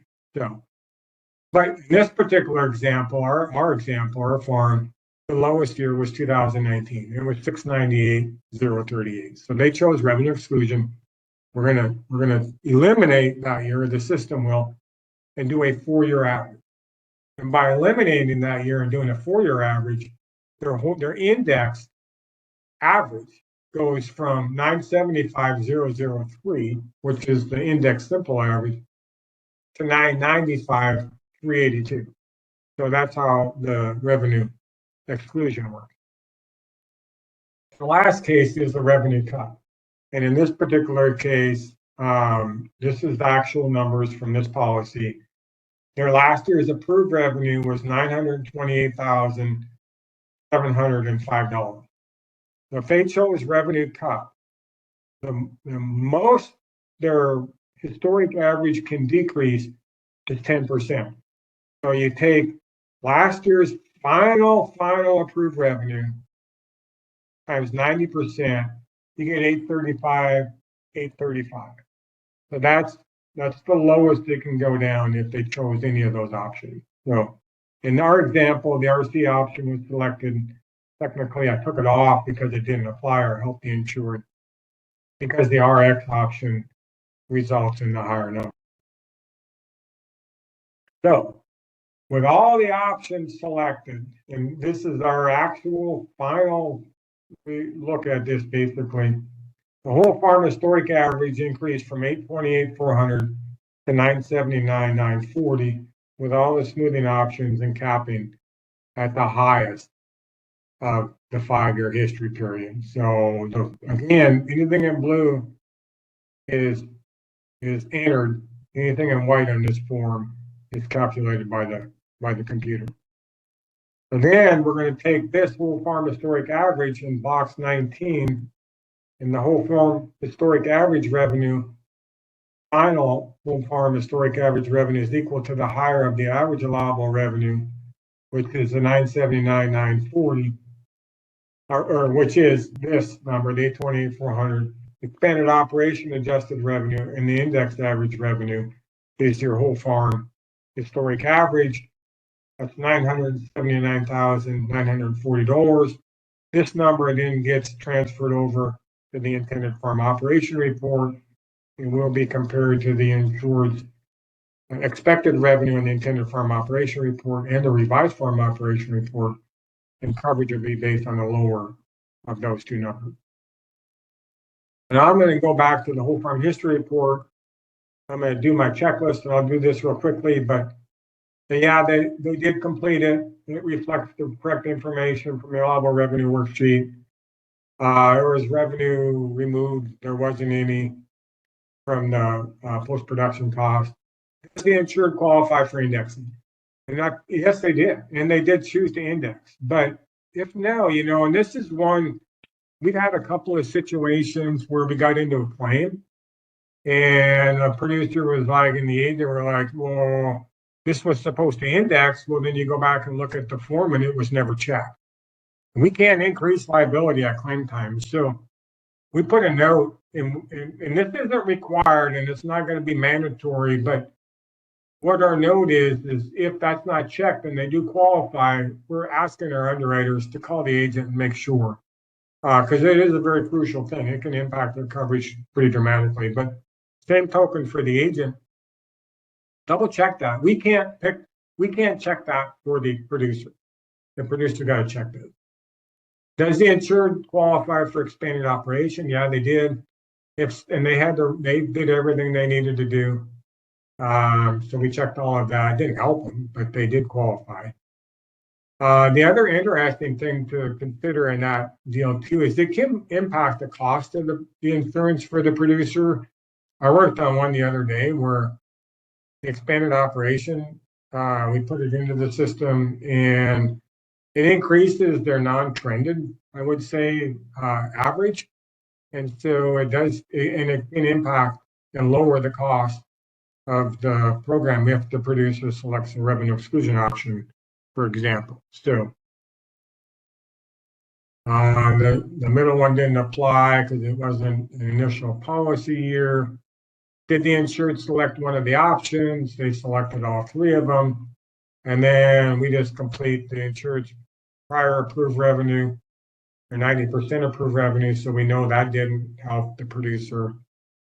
The whole farm allowable average 860.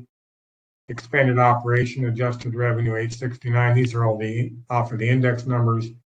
And then the indexed average revenue was 979. So I just put a note, double check the answers to the smoothing questions. They're the same on the application as they are in the whole farm history report. But remember, on the first page of the application, we want the producer to select these options because it's just, rather than bury it in the middle of the application packet, make these options up front. Now we want to make sure they match because they are on both pages. The next step in the process is to review what the insured expects or intends to produce during the policy year. And again, that total expected revenue from the farm operation report is compared to the whole farm historic average from the whole farm history report to determine the approved revenue. So we're going to get into expected value guidelines. Expected value, your expected revenue basically has two components, that's yield and price. Expected value is defined on this slide as well as expected yield. And I think it, bottoms out or boils down to reasonableness in a lot of situations. The expected value is the price the insured expects to receive, less the cost of all post-production added value expenses, and expected yield is what they reasonably expect the commodity to produce under normal growing conditions in the insurance period. It's not the highest yield they ever produced. It's what's normal. So there's the document, the source of the expected value and yield. There is the expected value and yield document certification worksheet. That's a mouthful. This is a really, really important form. To me, it's probably the most important form in the packet. Basically saying, hey, I'm going to produce two different varieties of apples, some red grapes, some pears, and some cherries. My code, rate code, practice, type, variety, not all the time when you need this, but if it's applicable, put it in. The more information, the more defined we get, the more accurate we are. What's the unit of measure? Sometimes this is really hard for an underwriter to determine based on the submission by the agent. So be really, really clear. And the unit of measure should be the unit of measure that the commodity is being sold in. Not necessarily the unit of measure that's on an APH necessarily. It will match eventually, but we want to track how they're selling the commodity. And there's a table at the end of the whole farm handbook that shows all the unit of measures in their codes. Then the expected yield in column 12 and the source. And that's the source again is really, really important. You can't put history or average or whatever, because that means nothing. What history, what average? We don't know as we underwrite the policy. In this particular case, it's pretty easy. They had 4 of these lines, they had APHs, and the 5th line on the cherries, they did a yield and revenue report. So that's the source. We can pick it up, we can look at it, we can verify it, and everything. And then expected values, same thing, and the source of those expected values. In this particular case, the apples they used the Washington State Tree Fruit Association numbers and the adjustments off of those numbers. For the red grapes, they used the RMA price election. The pears, the Washington State Tree Fruit Association. And then on the cherries, they used their technically their ARH average. So again, never allow farm records or things like producer average as the source because we don't know what those are. And anything on here, make sure that the producer's got something to substantiate the numbers that are certified in any of these documents. And if they're submitting like cash bid prices and Washington State tree fruit prices or anything else, send those documents with the file. Give the underwriter, and the underwriter should review those things. We don't want to make mistakes. The last thing we want to do is get in a claim situation and have to change that expected value. Last thing we want to do. So this is really, really important. We're talking about expected yields first. Again, the yield that the producer can reasonably expect the insured commodity to produce under normal growing conditions in the insurance period in accordance with the yield guidelines in Section 18 and of the policy. Again, the unit of measure should be consistent with how the commodity is marketed. Here's the difference. Some of the difference, this is just part of the Exhibit 4 in the handbook. And there's numeric codes that be transmitted to RMA with the policy.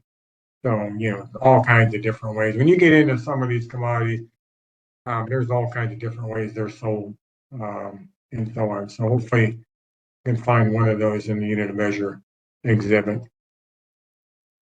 It's kind of a hierarchy for yield similar to expected value language. Number one, is there other MPCI or NAP coverage? If not, then it's a 4 bill to 10-year base period and certification on a yield and revenue history form to establish that expected yields. There are considerations for commodities with alternate bearing tendencies, much like we do under an APH program for alternate bearing commodities like apples, for example. And source document may be required at underwriting application time. So we can require, the policy allows, if we question anything certified, we can ask for those records and they have to be submitted. And we would rather, if we have questions, we'd rather ask for the documents and verify it up front than do it at claim time and make changes. Expected yields must be reasonable, realistic, and consistent with local agronomic information and supported by verifiable records, which must be provided if requested. There are situations where a commodity code, say commodity or rate code, may have different expected values or expected yield by practice type or variety. We want to record those separately if they do.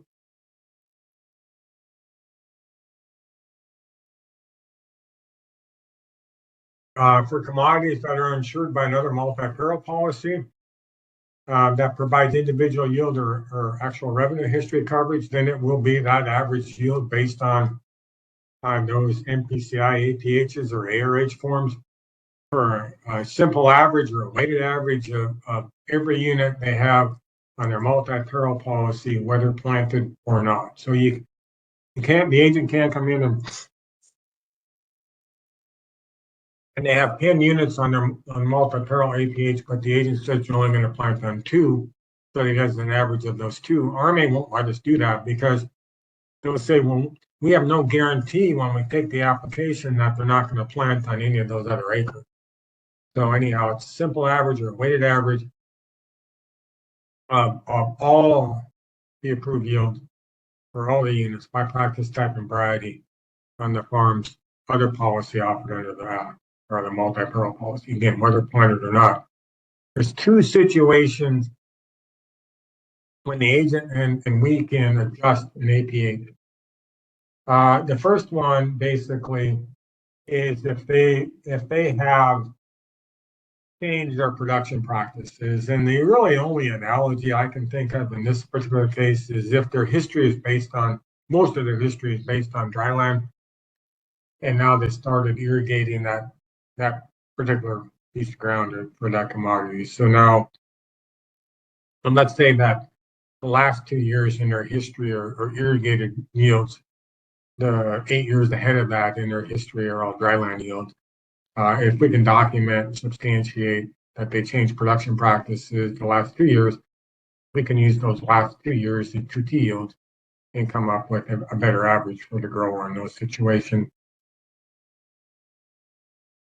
And the only other situation is if you look at an APH database, some of those databases to get 10 years can go back 20 or 30 years. And so if there's a whole bunch of APHs and they all go back a whole bunch of years because there's a lot of rotation on that farm and the producer doesn't want to use all those old years, basically they can go back to the whole farm history period, which would be 2018, 19, 20, 2019, 20, 21, 22, and 23 in the lag year, and eliminate any APH record prior to that and recalculate their APHs based on the most current 6 years. And if the agent and the producer do all of that work on the APH and submit it to the company, then we would do a simpler weighted average of those updated or revised APHs. So just saying you can get rid of all that old history if you want, but our underwriters wouldn't do all that work. That would have to be done and come in very much detail for that to happen. So, but generally for 90% of our growers, it's the weighted or simple average of their APHs by unit, by practice, by type, and by variety. For commodities that aren't insured under an individual yield coverage policy that have been produced in the farm operation, they got to do a yield and revenue report. And this yield and revenue report is mandatory. We once it's done, our underwriters or you enter it into the system and it'll pre-print out every year. So you just have to, the agent just has to add the latest year and do just like an APH, but it's a 10-year continuous record basically. So the yield is based on a four-year build to 10 continuous production history record. If the insured has less than 4 years of production history for that commodity and the farm operation, replacement yield will be used. For the missing year, which will generally be a NAP yield or a T yield if there is a T yield for that commodity. So, and I'll show you kind of how that's worked in some pretty good detail here. So the insured must maintain verifiable records of yield and acreage for all years. Remember, hopefully I've told you this is a certification now. That's a big change RMA made 3 years ago, basically, at our request. Can still send all the hard copy records in with the packet. If you do send all the hard copy records in with the packet, they need to be summarized to substantiate what was submitted on the yield and revenue history form. Our underwriters aren't going to go through, thousands of pages of documents to make sure they add up. They should show they add up, and we need to verify they add up. But all that work should be done prior to putting that production and acre number on the form itself. If the insured is unable to provide verifiable records for the year after they've certified they produced a commodity, we have to assign a zero yield. It's not like an assigned yield provision under multi-peril. You plug 75% in for whole farm. If they've grown the commodity and they're a carryover and they've already certified that commodity, but they don't provide a certification, we got to plug in a zero for that year on the yield and revenue report. And at the end of the day, the yields must be reasonable, realistic, and consistent with local areas and supported by verifiable records, whether we get them or not. Ultimately, if they have a claim, we will check those records and they better correspond or adjustments will be made. This just kind of goes through some of the handbook and policy language. The handbook and policy provide methods and sources for determining and reviewing expected yield. And if the commodity is not insured, and this is kind of what I'm going to cover when we do a yield and revenue report. If the commodity is not insured under an individual yield or ARH coverage policy, the insured again must complete a yield and revenue report. Got to be submitted on or before the sales closing date. And it's got to contain a continuous record of production history of the commodity, beginning with the most recent year, which would be the lag year, for a maximum of 10 years preceding the insurance period, including the lag year. The language in 2024 changed from a 4-year average to a forward build to 10-year average. Now here's 3 different examples. So the first example, and if I put a 0 in the acres, and that's why it's really, really important to fill the form out completely. If they have acres and no production, they broke continuity. So we wouldn't be able to use 2020. But in this particular case, they have 2024 production, they certified 2024, 23, 22, and 2020. They certified they had no acres of that commodity in 2021. So it's a 4 build to 10-year average. So this is a 4-year average of 4 years. So their expected yield is 96 bushels per acre. So in the next example, they had 10 continuous years. They had 2 years they didn't plant the commodities, so those don't break continuity. So you got an 8-year average out of a 10-year base period. Their average yield is 87 bushels per acre. And in this particular, the last example I have here is they had they certified all the way back to 2020. They didn't plant the commodity in 2021 or 2022. So now we have 3 years of records. Well, it's a 4 build to 10-year database. So to get the 4 years, we got to use the replacement yield. So we used the replacement yield. The replacement yield in this case was 89. You need one replacement yield to get to 4 years. So you add the 3 years plus the replacement yield, you get a 4-year average of 93 bushels per acre.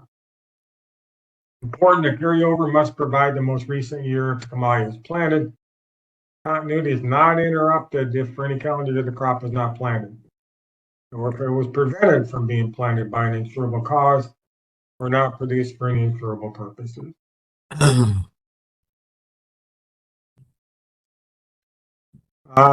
So this example is just showing on the revenue side of that yield and revenue form.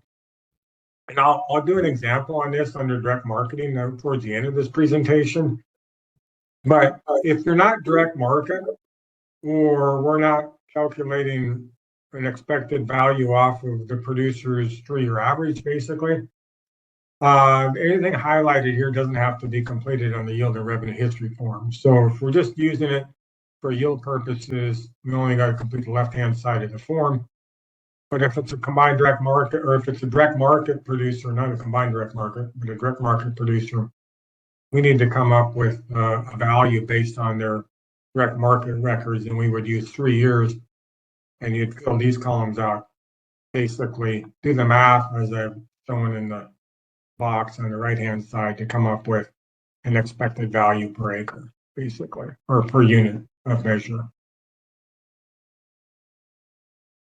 So this is going back to let me make sure this is not. Yeah, I think this is going back to my example, but yeah, this is sweet cherries. So this is the unit, and there's a few notes I put on here. This must be filled out for commodities with the underlying multi-peril. Make sure the insured and agent sign the certification form or the final page of the pocket, which has the certification on it that says I've got records to support when I'm certifying. The revenue columns are for the items listed on the 4 that are direct marketed. Like an APH, hard copy records must be available. And if we miss a year or have no records to make up the 4 years, this is how you come up with the replacement yield. So there's a lot of notes on this slide that you can go back to.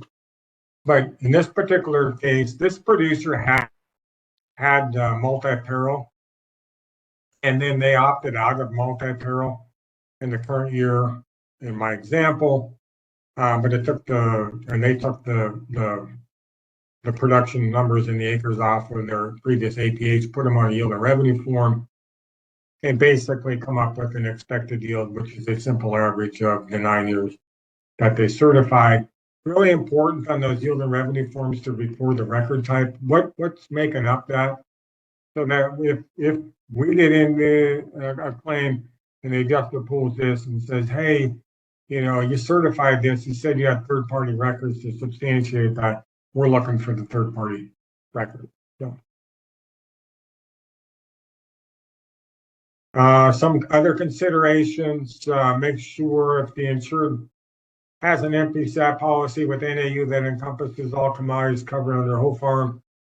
We already have the RH, in hand, so technically there's nothing you really need to do in those, or we need to do other than check what we have in hand. If the insured has an MPSAT policy with NAU that only covers some commodities, we must receive completed yield and revenue reports for all commodities not covered by multi-peril. If the insured has a multi-peril policy written with a different AIP, we need to get that APH before we finalize the coverage on that policy. So make sure if the MPSAT is written by another AIP, we get, as an underwriter, I'm reviewing that final APH when it's completed to make sure those numbers match. Bottom line is there are a yield and revenue report or an APH for all commodities on the farm operation, unless the commodity is something like livestock. Some expected yield scenarios. I come up with like 5 different scenarios here, and I'll cover these relatively quickly here, but The first case, the scenario is the insured has 4 years of records without breaking continuity for the commodity. Is at least 4 years of records.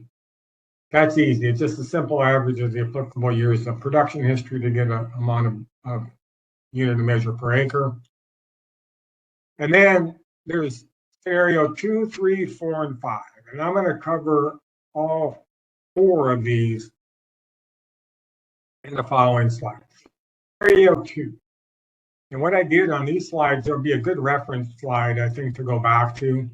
Here's the handbook language that corresponds to the information on the right hand of the slide. So scenario 2, I have less than 4 years of certified and or provided record. So I've got less than 4 years, but I have the most recent year. So I'm a new or carryover, but I'm giving you 2024.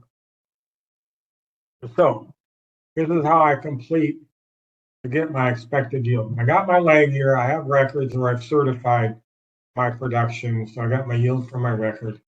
I've got 1 year there, and I need 3 replacement yields to get to 4 years. Because again, I need to come up with a 4-year average. Again, this is all the handbook language that corresponds to basically what you do in this scenario. The third scenario, I had at least 1 year of continuous or consecutive records that I certified or provided in the prior year's database. So it's carryover. But I don't certify or provide the most recent year's production history. So we got to go back and use what they previously certified. We know they grew the commodity because they had a whole farm policy last year, but they didn't certify anything for the lag year. So we have to plug in a 0 for that year. So we're going to use a 0. We're going to use the yield from the records and the replacement yield if we need it to get to 4 years to come up with our average.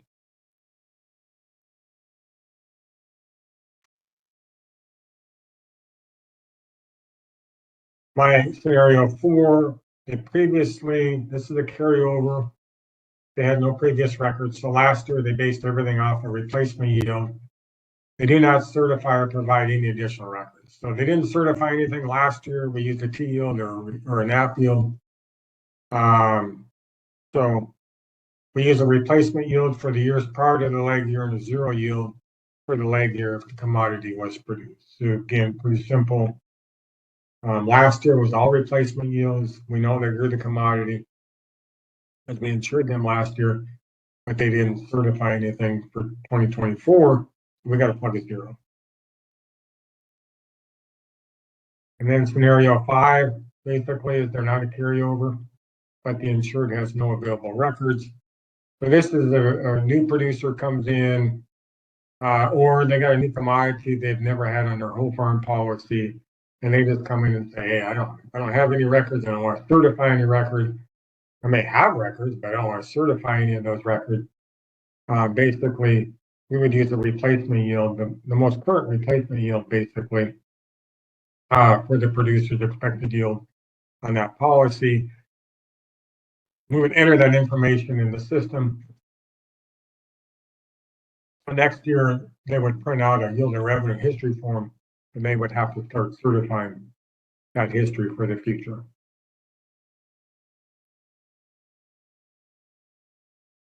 And this is the language with regards to replacement yield. So RMA is basically saying that the yield that best reflects the amount the producer could expect to receive obtained from the most applicable of the following sources from the insured's farm operation.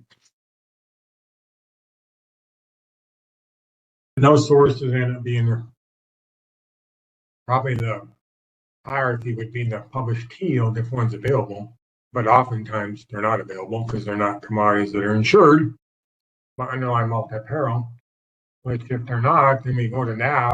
That's the first place you should look as an agent, or we will look as the AIP underwriter to come up with replacement yield, to come up with an expected yield for that producer. If you can't find a yield or an app yield, then hopefully you can find something through the cooperative extension system. This is getting harder and harder to find anything other than an app or a yield. But there are situations where I've spent hours and hours and hours helping an agent try to come up with a yield on a commodity that doesn't have a yield or doesn't have a NAP yield.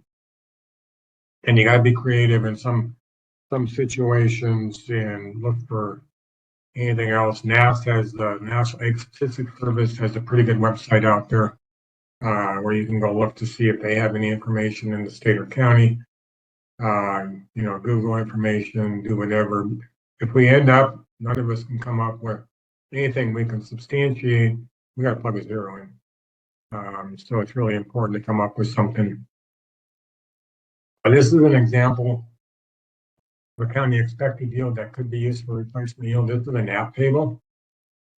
And these tables are available on the FSA website.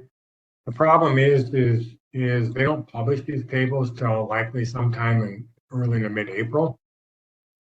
And oftentimes we're through this, we're in the middle of underwriting or getting towards the tail of the underwriting before they publish all the nation's list of NAP yields. They will have the previous year's NAP tables up there, and it's a really good table. I put the URL on this slide for our underwriters and their agents to use.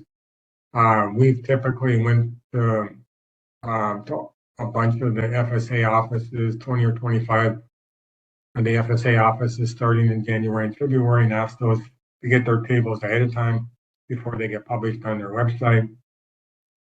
So if you're an agent, you can go to the county FSA office and get their NAP tables from them, or we'll go to the state FSA office and ask them to send us those NAP tables oftentimes before they get printed or they get posted and available for public use.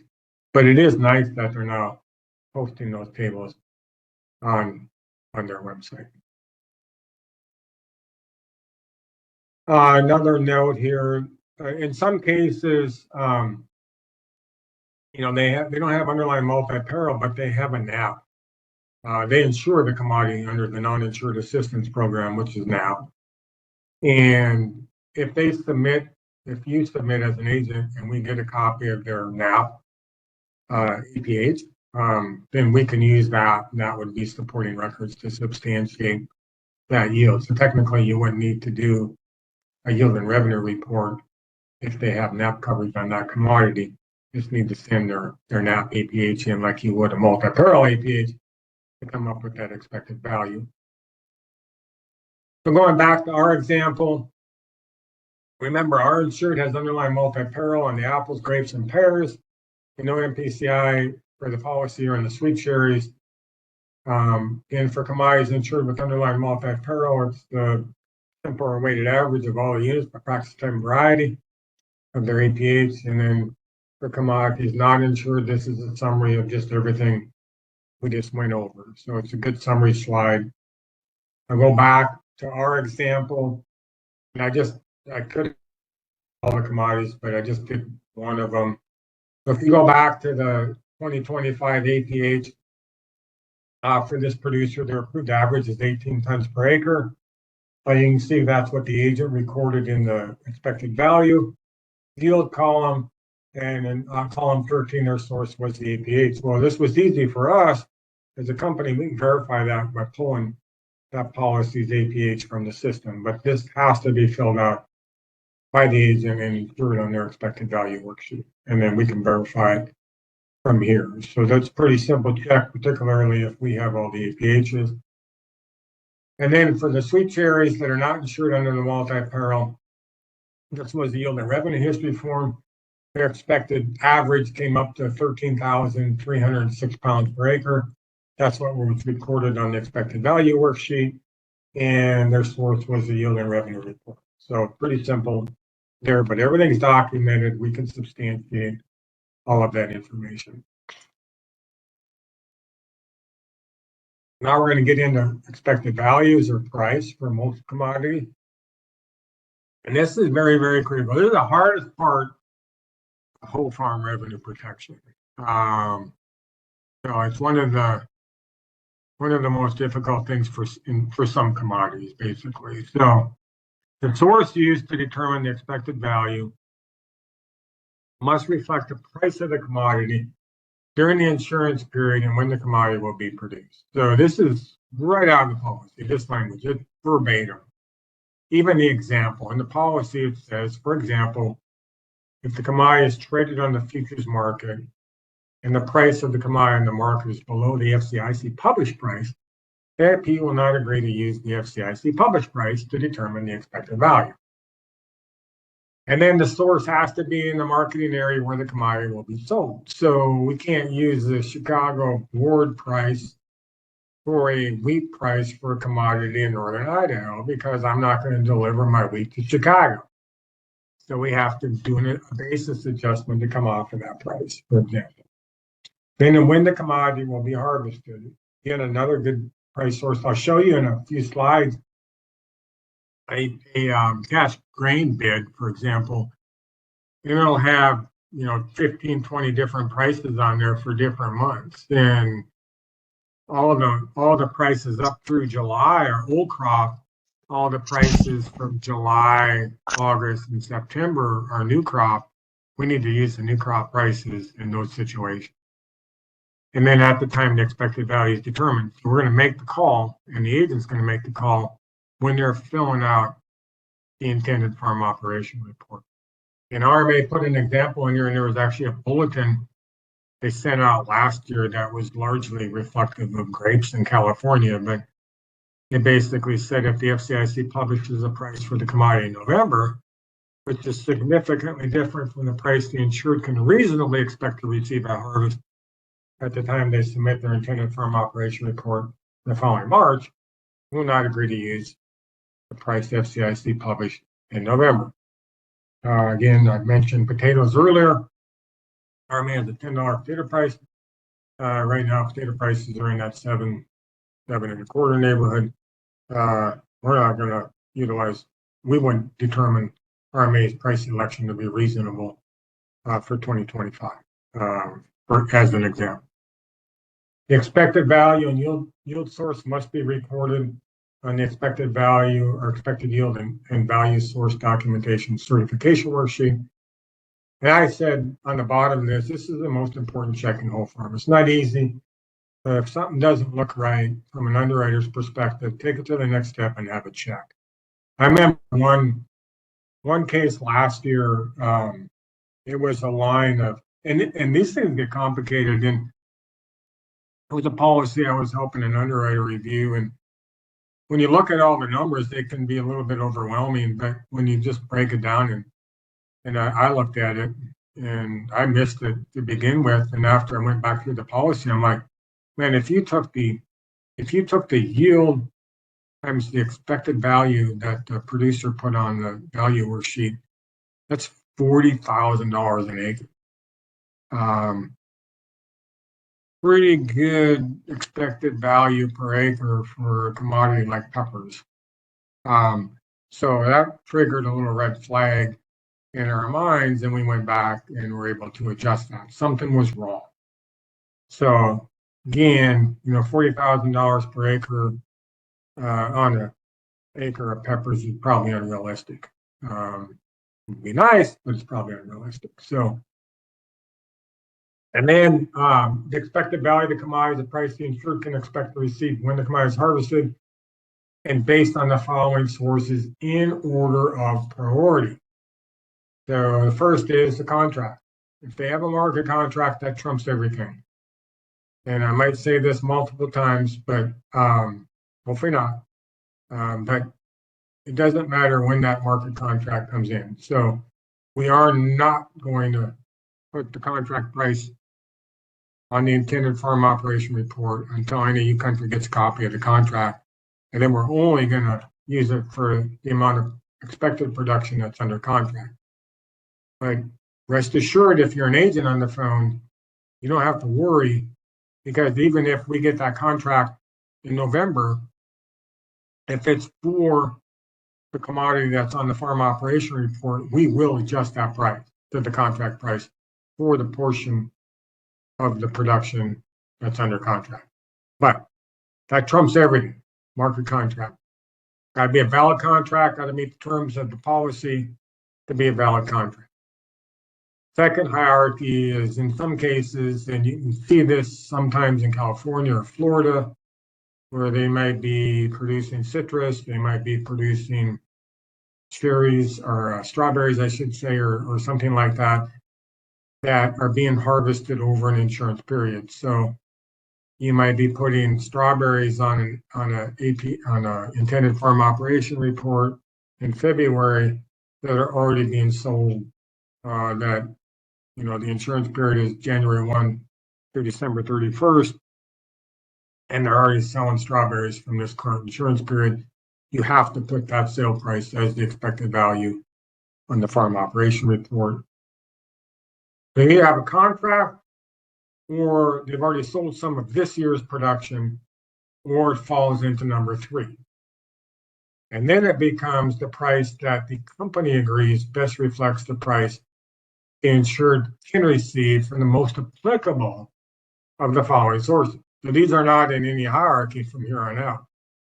Prices reporting by AMS, Egg Market Service, including market news reports, National Egg Statistics Services, Economic Research Services, or other government agencies for the commodity in the area where the producer normally sells the commodity. Can't get an AMS report from California for sweet potatoes in North Carolina, for example. That's not going to work. And then if it is an AMS price, this is an example right out of the handbook. If it's an AMS price reported for a variety of apples, for example, the post-production expenses must be removed because those are pack box prices if it's an AMS shipping point price. So just remember that. So it's one of the potential sources for expected values is AMS, market news reports, and those kinds of things. FCIC published price or other price election used to determine the insured's guaranteed, less the local basis, if that's applicable. When the insured normally sells these commodities, these prices may include post-production costs that may have to be removed, and so on. And they also require some adjustments for average production quality, like alfalfa, and so on and so forth. Again, this is taken right out of RMA's handbook and policies. So any FDIC price must be adjusted for local market trends and cycles as well, as mentioned earlier. But that's another source for determining the expected value. The best one, if it's a commodity that's traded on the futures market, is the current local average cash bid price for the commodity in the local area for the month of harvest. Lock it in, take it to the bank, take a copy of the screenshot or whatever of the cash bid price on that day and submit it with the policy, and we're locked in. That's the best thing you can do. There's no arguing about anything with regards to that. Number 4, the average new crop price offered by at least 2 commercial buyers, one selected by the insured and one selected by us. I haven't used that very much at all. That can come into play. Prices from a reliable, disinterested third-party source, such as a commodity broker, crush districts like in California, packer processor reports, marketing cooperatives that we approve, and not we as the company. These prices may include post-production that's got to be removed. So this is just a summary of some of those kinds of things that can be used. The average market price used to calculate NAP payments for the area where the insured normally sells their commodities, another price source, and other price information provided or approved by RMA. That was put in the policy because at some point down the road, RMA is going to look at putting a contract out to get somebody to submit to us and them a list of all these other commodities and available acceptable prices. But they haven't done that yet. So they haven't provided us or approved anything separately, but they did put that in the policy. And then the last one is the average price the insured received for the 3 most recent years. If the company agrees, no disinterested third-party source that we just covered will accurately reflect the price of the commodity based on the price the insured received in those 3 years in the area and market where the commodity will be sold. So you got to look at 2024, 2023, and 2021. And number one, the insured, if you look down at the important part of this slide, the insured must provide the supporting sales records for each year. They got to provide detailed documentation summarizing such records to arrive at the 3-year average. So again, you can just send in piles and piles and piles of records. They got to be summarized. And they got to include a written explanation detailing why there's a difference between that price for each year. 2024, my price is higher than the RMA price. 2022, my price is higher than the RMA price. 2022, my price is higher than the RMA price. Those are the stipulations in order for us to approve something that's going to be higher than the RMA price, if that's the other price source we're going off of. And then these records must be provided at the time the expected value of the commodity is determined. And they must identify the post-production and value-added expenses are removed. We've used this, our agents have used this, we've approved this several times. But we just need to make sure we cover all our bases, meet all these important requirements that are in the blue box, and go down the road. An example of an average market price used to calculate NAP payment. You get into some of these off-the-wall commodities. I've worked with agents and spent days trying to come up with a price on something. We just can't come up with it. Nothing else other than, the bot. Hopefully you can find something in the NAP yield. But this is just an example. So this is Blueberry, Carroll County. I can't remember what state this was, but they got a county expected yield and a county expected price. They'll have the unit of measure, and they do a pretty good job of explaining all of this stuff. And again, I put the URL on here that you can click on and get right to last year's tables, and after about April sometime, find this year's tables as well. Or go right to the county and get these tables because they're public information. At the end of the day, expected values must be reasonable, realistic, and consistent with local market information, be supported by verifiable records, take into account current local market cycles and trends. And that's a big key there is, if things are really being impacted, you get into some of these packed and processed commodities, things change, packing houses go out of business, whatever. Market changes, COVID hits, whatever.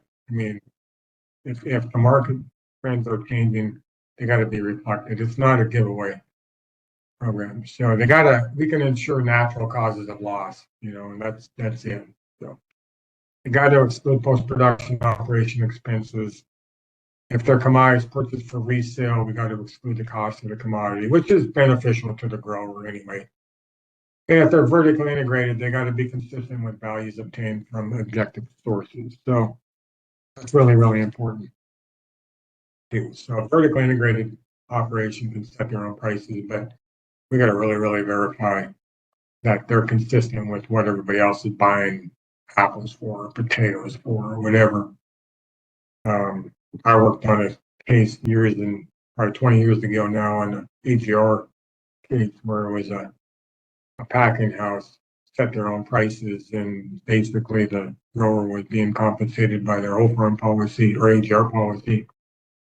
Because the packing house, which they own, basically could designate what they were paying themselves for their potatoes, and they were pocketing the profit. But you can't do that.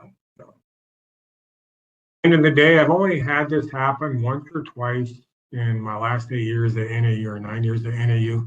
We couldn't find a price source.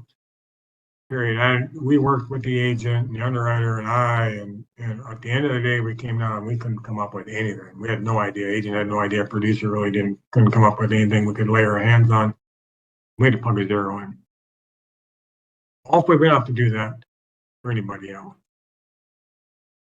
So this is just a picture of our policy, expected value, and yield source documentation worksheet.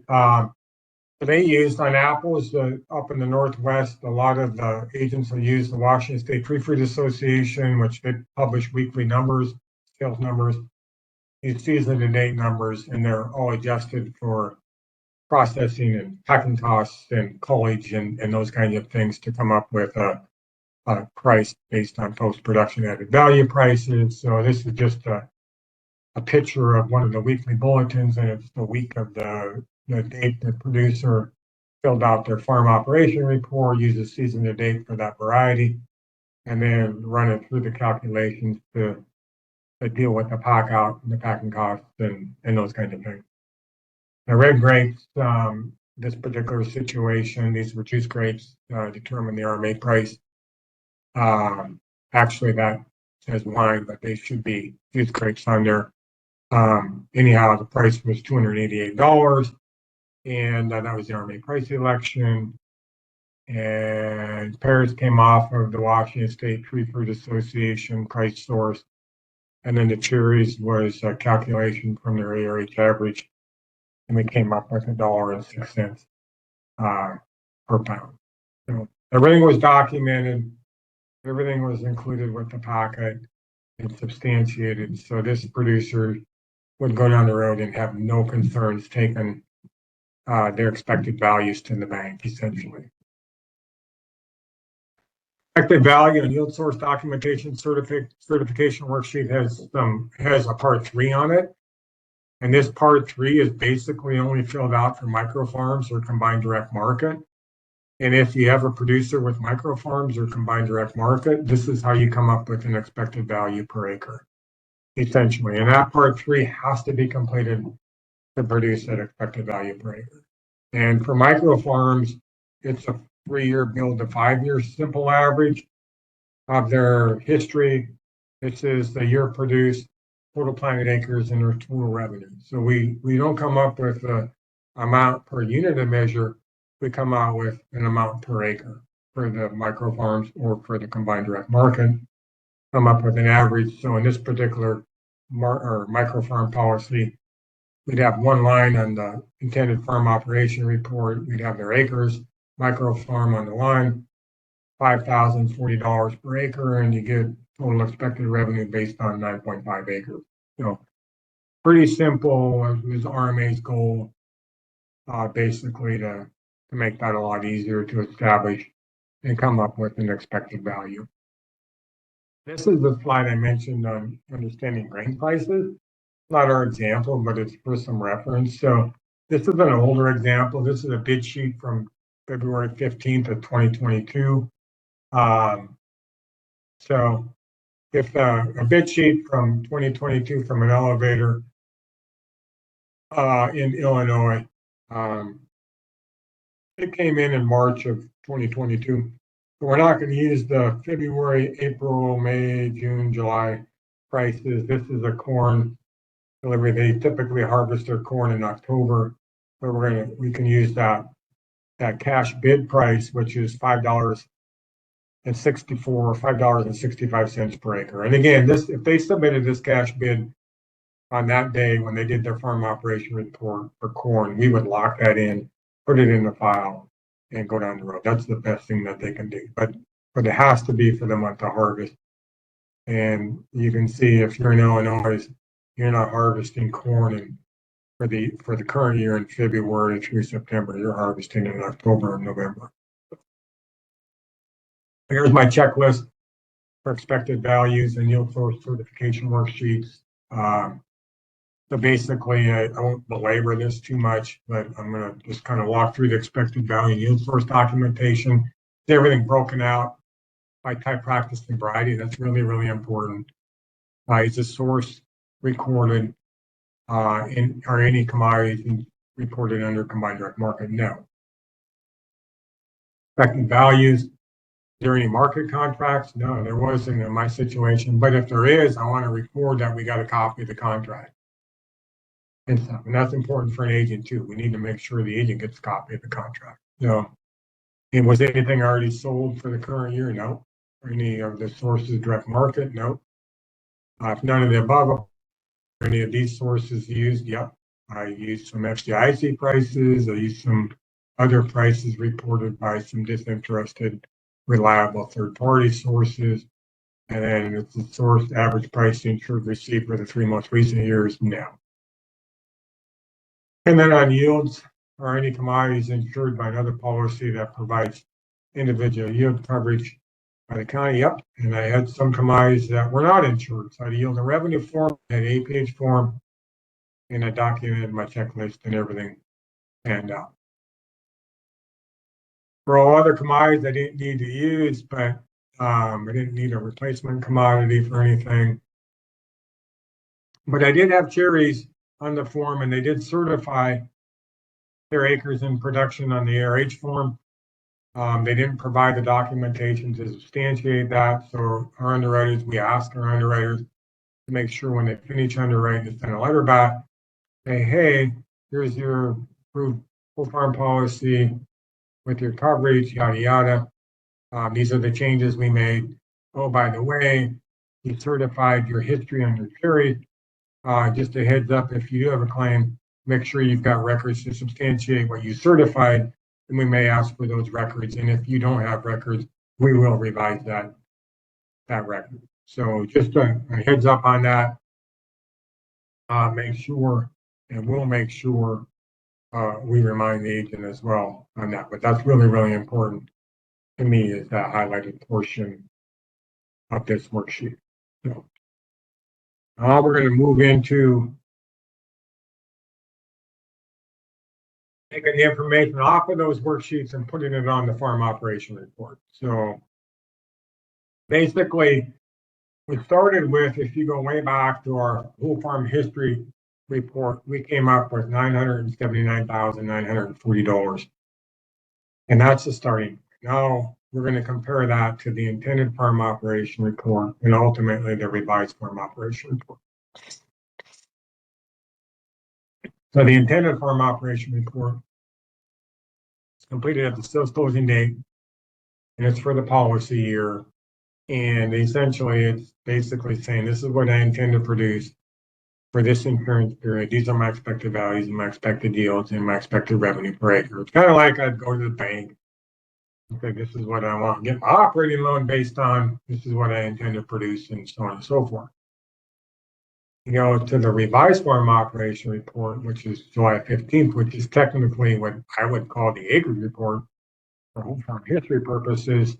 This is actually what you did. You intended to produce 100 acres of corn, but you only got 75 acres planted, for example. So this is where you make those adjustments to what you actually did.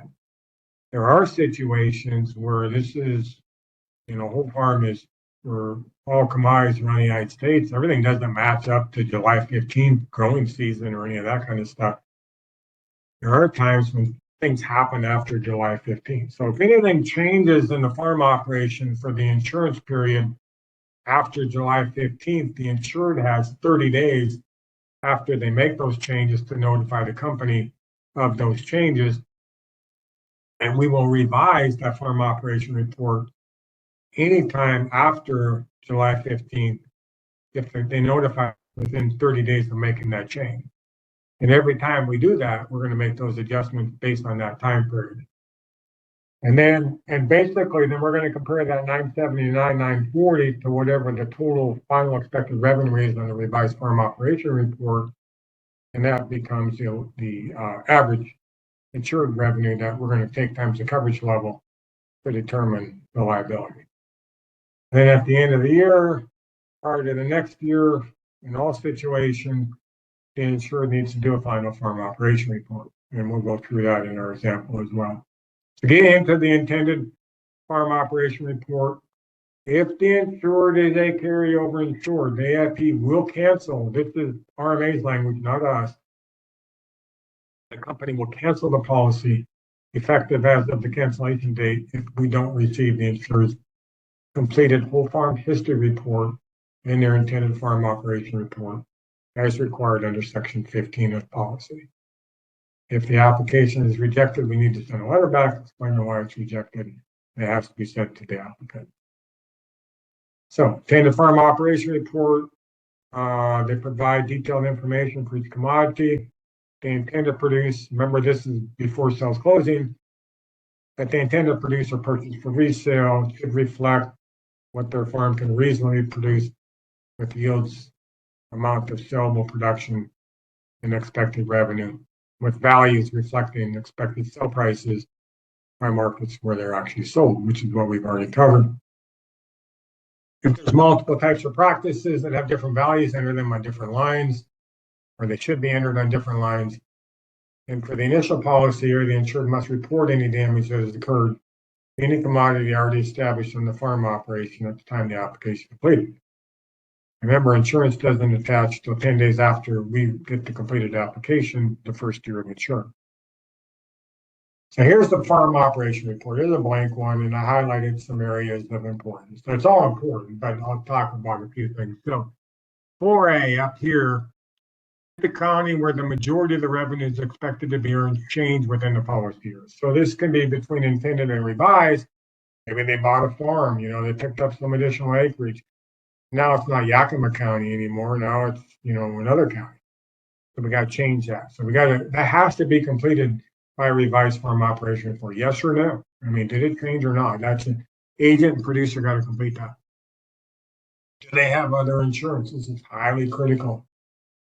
Yes or no? And then if it's yes, then you got to go down here to this other insurance block, whether it's FSA or AIP's other insurance, could be NAU, could be another insurance company.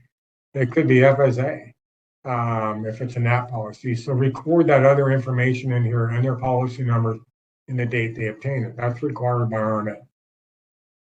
My name, my code, and rate code. Make sure there's a commodity code and rate code associated with that. And you can find that in our system or in RMA's actual information browser. You could have the same commodity code in a different rate code for if it's irrigated or non-irrigated, or if it's grain or silage or something like that.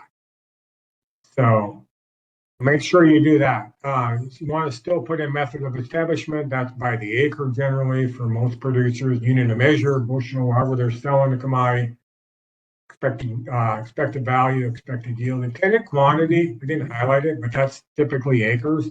How much of the commodity are you going to grow? Cost basis, I'll go through some of this. Share, intended percent produced to sell. If they're a livestock producer and they're growing hay, and maybe they're going to feed part of their hay, this is where you would denote, hey, I'm gonna feed 50% of my hay, so 50% of it I intend to sell. So you put a 50% in this block, so we're only insuring them for the 50% they intend to sell. So that's a good indicator RMA added a few years ago. And then their whole farm historic average revenue, which is what we pulled off of the history form. That's plugged in on the whole farm history report because that's what we're going to compare to on this one. So this is our actual intended farm operation report. So they had two different varieties of apples. You can see they're the same code, the same commodity code and rate code, but you can see they have different yields and different values. And that's why I recorded them, and the agent recorded them and producer on two separate lines on the farm operation report. So, and then their intended quantity, and I'll get to the revised farm operation report here in a second, which they can do at the same time, but they're all perennial crops. I have 42 acres of this variety of apples, 32 acres of this variety of apples, 15 acres of their consular grapes, 10 acres of pears, 10.6 acres of cherries. Their expected values and yields come off of the whole farm, or the expected value and yield source documentation certification worksheet. Do the math. They come out with a total expected revenue of $1,037,802. And that's their total expected revenue at sales closing. Their whole farm historic average revenue from their whole farm history report is $979,940. So that becomes the approved revenue, which is the lower of these two numbers. I did indicate that they had no vertical integration here. That's integrated post-production operations. That's vertically integrated. And then we had other MPCI policies is with NAU policy number and the data was obtained. So that's the information on the intended farm operation report. Here's my checklist. This is a pretty easy checklist. I put not applicable to our example. However, organic plant or organic certificate for the applicable commodity needs to be in effect by the R4. or documentation again that the insured has requested that in writing by the R4 in order to use those organic prices on the farm operation report. So I'm going to go through my checklist on my farm operation report. Is it complete? Is it signed? Yeah, if it's in the packet and they sign the last page. Is the insured revenue greater than 17 million? No. Does the 4 expected yields and values correspond to what they put on the expected value worksheet? Yes. Are the client rate codes recorded correctly? That's important because you got to check that, because the rate that could impact the premium a lot. How many commodities does this insured qualify for? So if you go all the way through this, I'll show you when I do my final example. This producer has got apples, grapes, pears, and cherries, but he only qualifies with 3 commodities because one of the commodities, which happens to be the grapes, doesn't have enough expected revenue to quantify or qualify as a commodity count for purposes of diversification and subsidies and those kind of things. And any commodities fed? It is, do we have any amount produced to sell filled out? Any organic commodities? Do we have the method of establishment correct? Do we have an organic certificate or something to reflect that they requested that? Is there any livestock? Remember our nursery or greenhouse, remember we caps on the coverage, different rules. Are there any potatoes? We have a 1 commodity requirement stipulation that would make them ineligible. We have other revenue protection, plants 02 or 03. Anything purchased for resale. These are all things that could impact the numbers on the farm operation report. Any crop on the farm operation report that requires a pre-acceptance worksheet. I have some notes following on that. Any industrial hemp, there's separate rules to insure industrial hemp under whole farm. And then any special circumstances like vertically integrated or those kinds of things. Here's just a picture of one, or there's all kinds of different views of this. This is an organic certificate I put in the file. Hopefully redacted most of the PII information on this, but just an example. This is actually what was inputted into the system on the pre-acceptance worksheet for this producer. They had 10.6 acres of things. This is all the information. This was reviewed when the policy came in, so we did verify all of that. There was a PAW in the system that was entered in the system.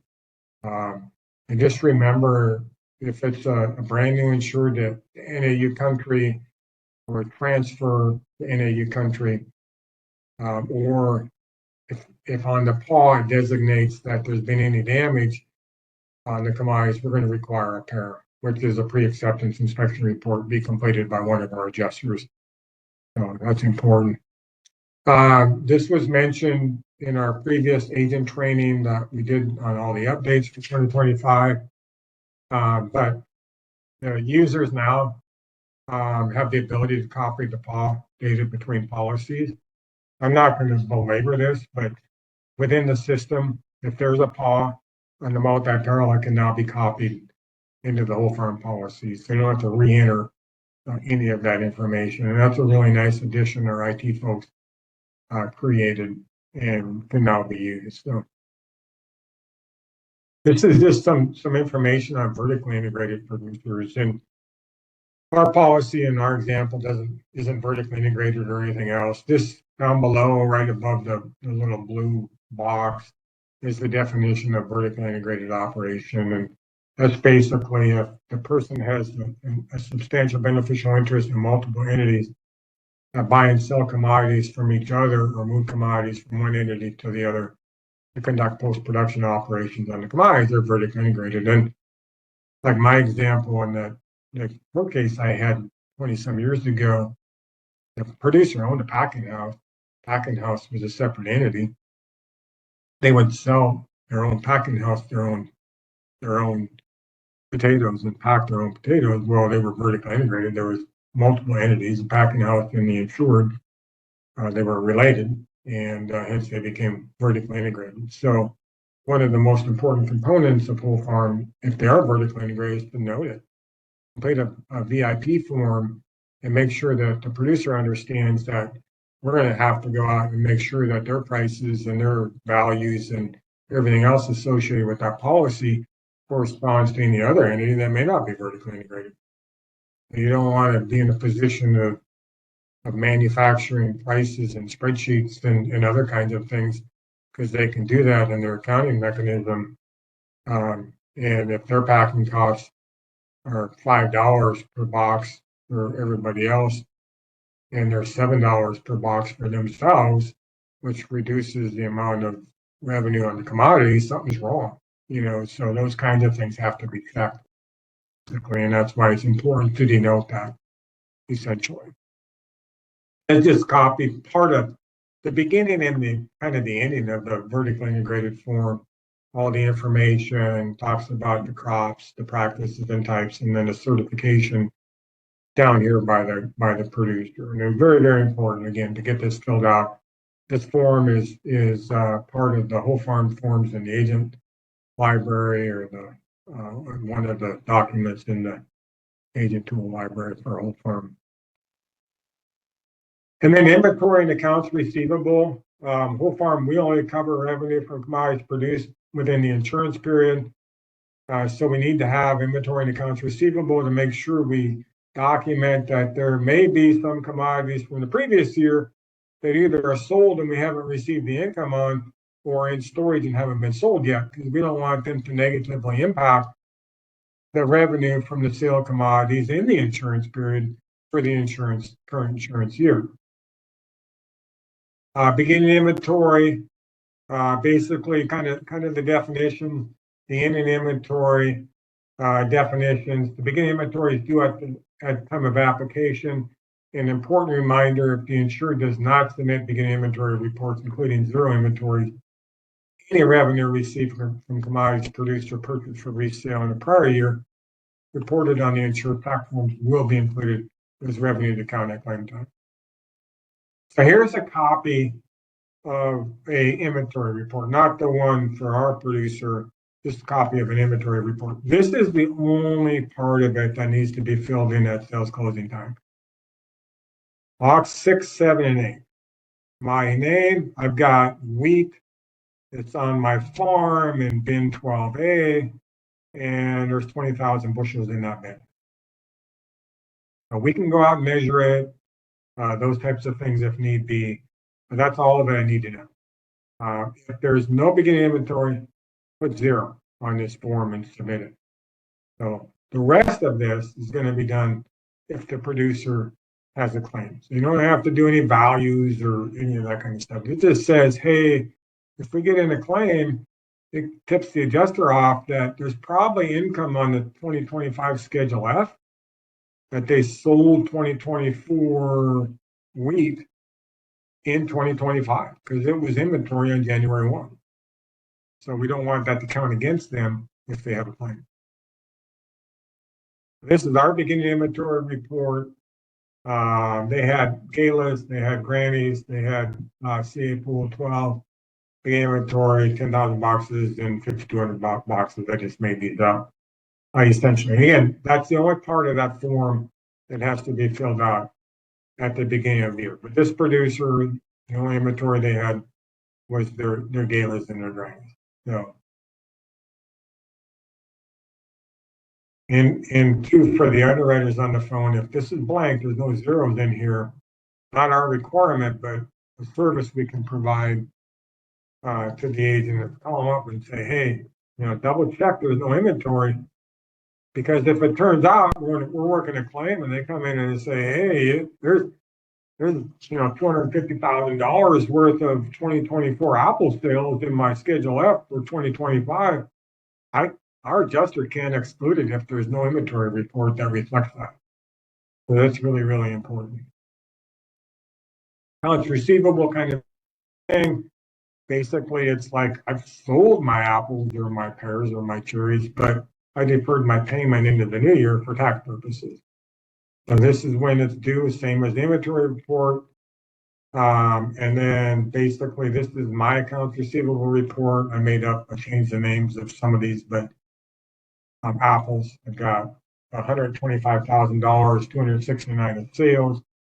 I just put a note on here that this insured, just for this training purposes, but he's reporting the buyers purchased 125,269 of 2024 apples, but they have not issued them a check, choosing to defer that payment to 2025 for income tax purposes. That 125 is going to be on their 2025 taxes. We don't want it to count against them as 2025 income. So we need to be able to remove that at claim time, and that's what this form would be useful. And then the market animal and inventory report. They got animals. This report should be filled out just like a regular inventory report. Basically, I'm not going to go into a lot of detail on this other than kind of show you a simple example.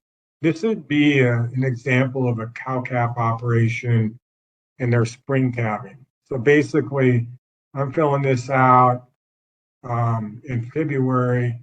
I calve in March, let's say. I don't have any calves on the ground yet.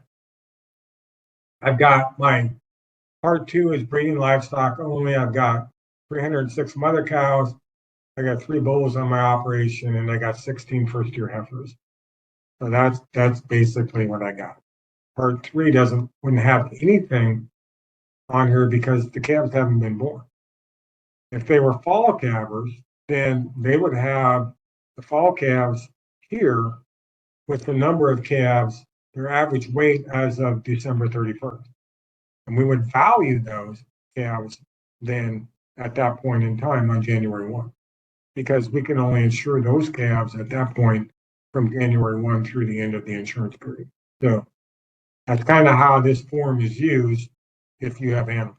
A little bit of a description of that over on the right-hand side of the slide. Here's my checklist on inventory and accounts receivable. I have beginning inventory. I got my beginning accounts receivable. And then we added, I didn't have no animals on my farm, so I don't have to check that. We did put a note here. This is for the underwriter and agents that they use this. They will check everything at the end of the day is entered correctly, and that's hard to do sometimes after you get through a pocket, but want to make sure that we transitioned everything over correctly in Easy Writer Pro. So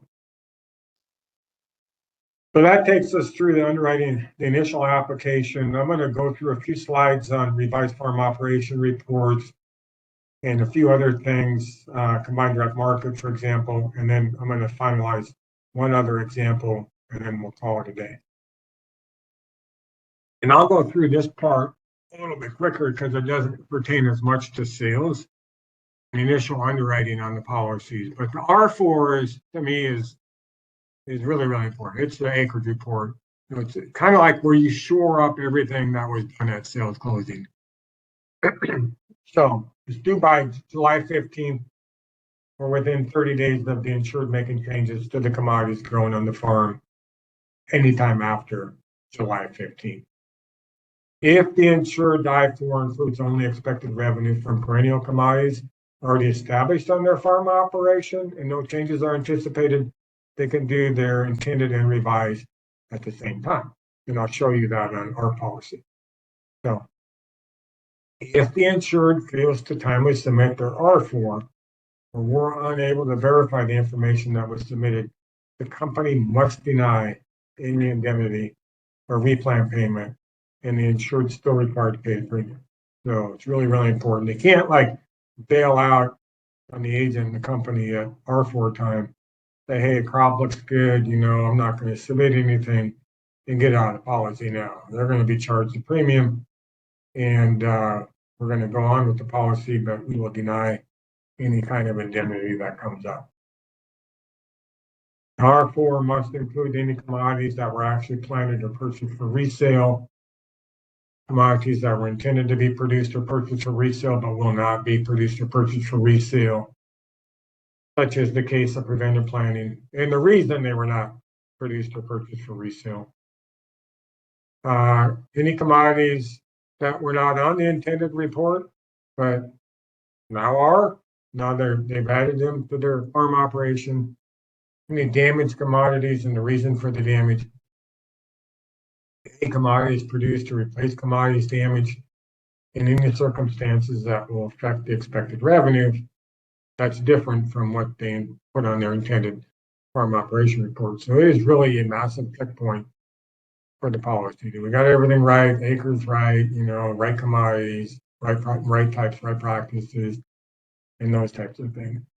If a commodity is added to the R4 that was not on the I4, expected values and yields will be determined in the same way as we did on the I4, but as of the date that the R4 is submitted. So it'd be a cash grain bid on that day, for example.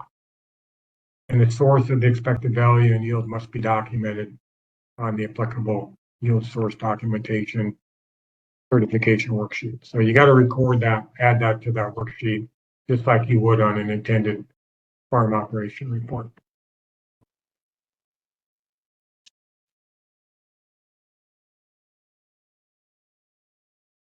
Let my dog out.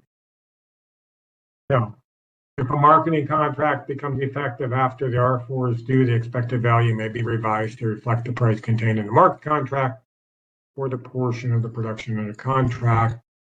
We got to make these checks, and we actually have a checklist on revised farm operation reports too, but I'm not going to go through that today. But we will check, and you should check if you're an agent on the phone.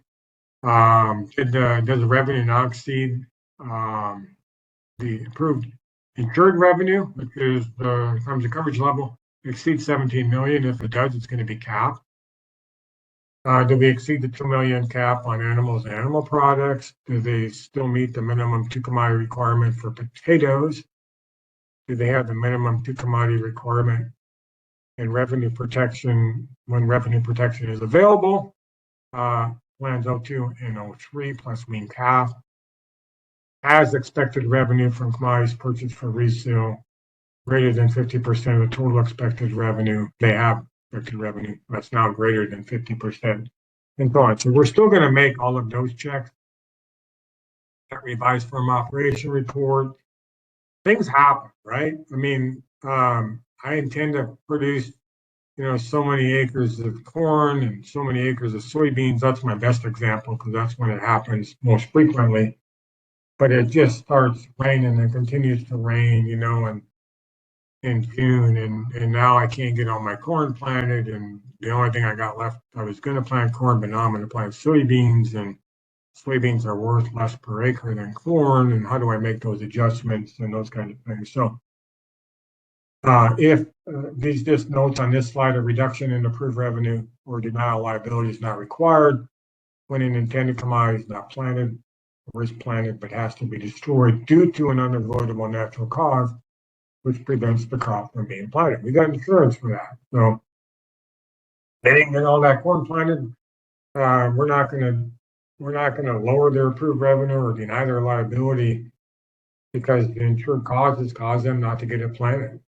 Or we're gonna make adjustments when a comparable alternative commodity is established to replace the prevented commodity after a natural disaster. We need to make some adjustments in revenue, which is required, but we're not gonna reduce their coverage. We're gonna offset the expected revenue by the replacement commodity.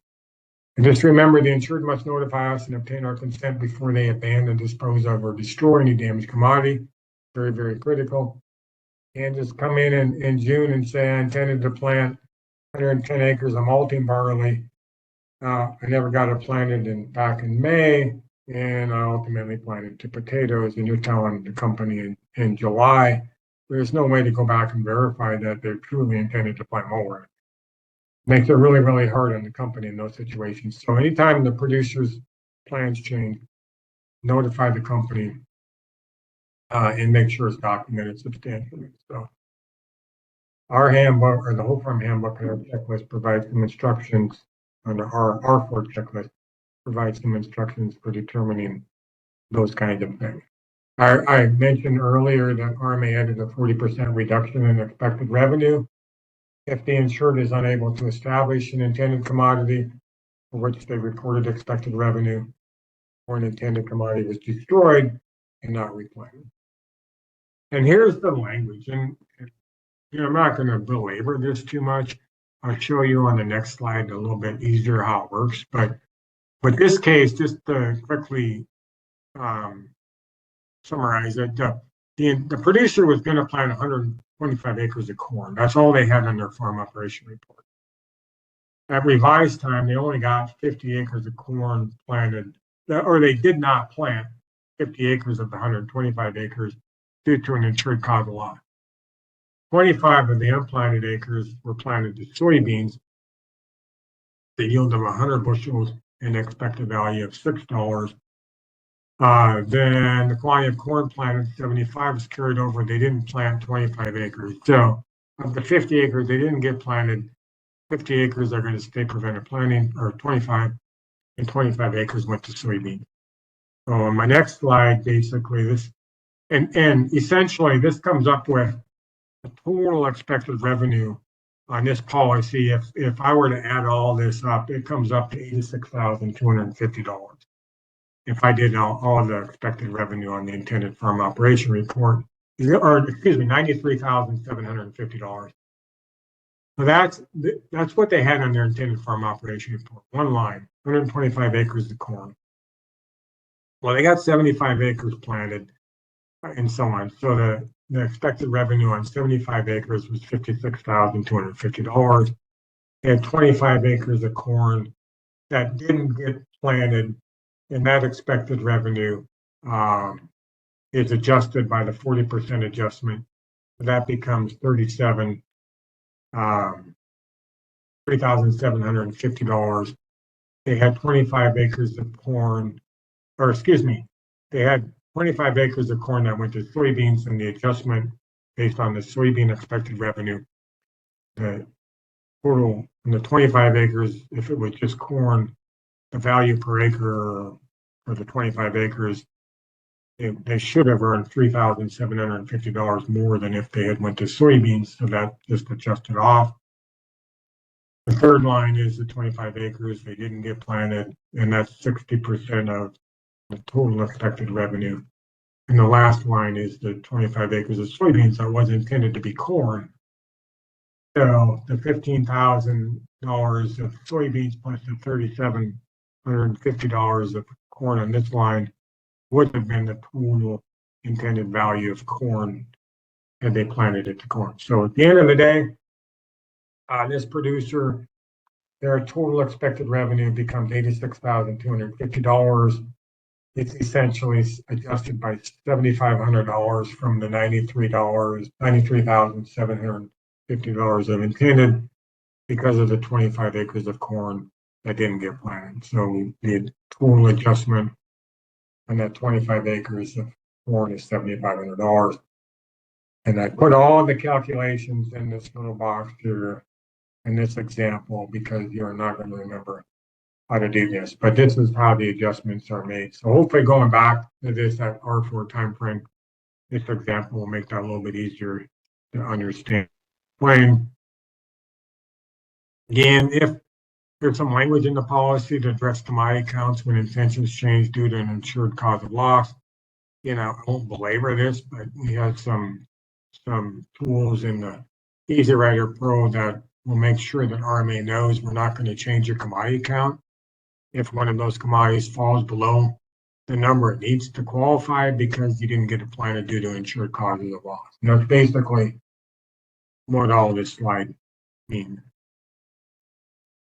So this is back to our farm, and again, this producer could have completed all of this at intended farm, and did, but I didn't show it to begin with because I wanted to emphasize the intended farm operation report. But if nothing changes, this thing rolls over basically. So total expected revenue is $1,037,802. A revised time because nothing changed. They're all perennial acres. Prices and yields, everything stayed the same. No acres. The only thing that could have changed here would be the acres, and they didn't. So this just rolls over. So the approved revenue is the lower of these two numbers, numbers in 18 and 19, the 21A and 21B. So the approved revenue at revised farm operation report is $979,940. Couple of slides on replant coverage. So there is replant coverage under whole farm as long as that commodity that's being replanted doesn't have underlying multi-peril that has replant coverage available. We can't get paid twice, and the underlying multi-peril policy circumvents the whole farm policy if there's replant coverage under the whole farm or multi-peril policy.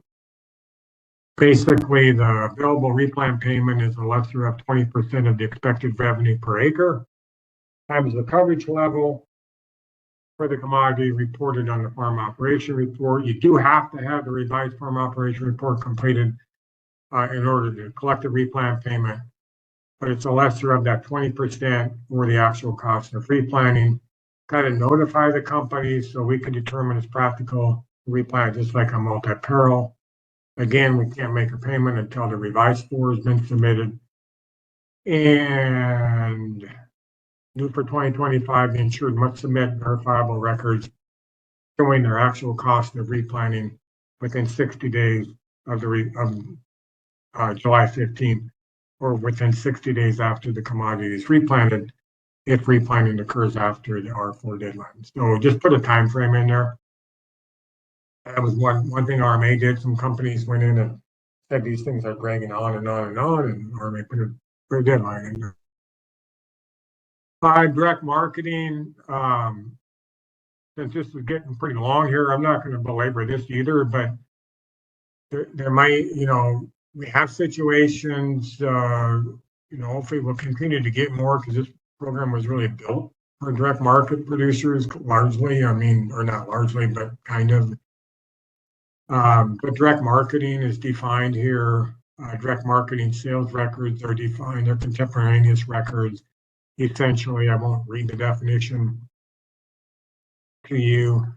And combined direct market is two or more commodities that are sold through direct marketing. And it just makes it easier for a producer that's direct marketing to be eligible for whole farm revenue protection. Contemporaneous records, this is what they need to include. Daily receipts or other periodic information, weekly, monthly, quarterly records that's substantiated. These records need to include all this information that's on this slide. There's actually a couple of good exhibits in the handbook that show a mechanism to keep track of this.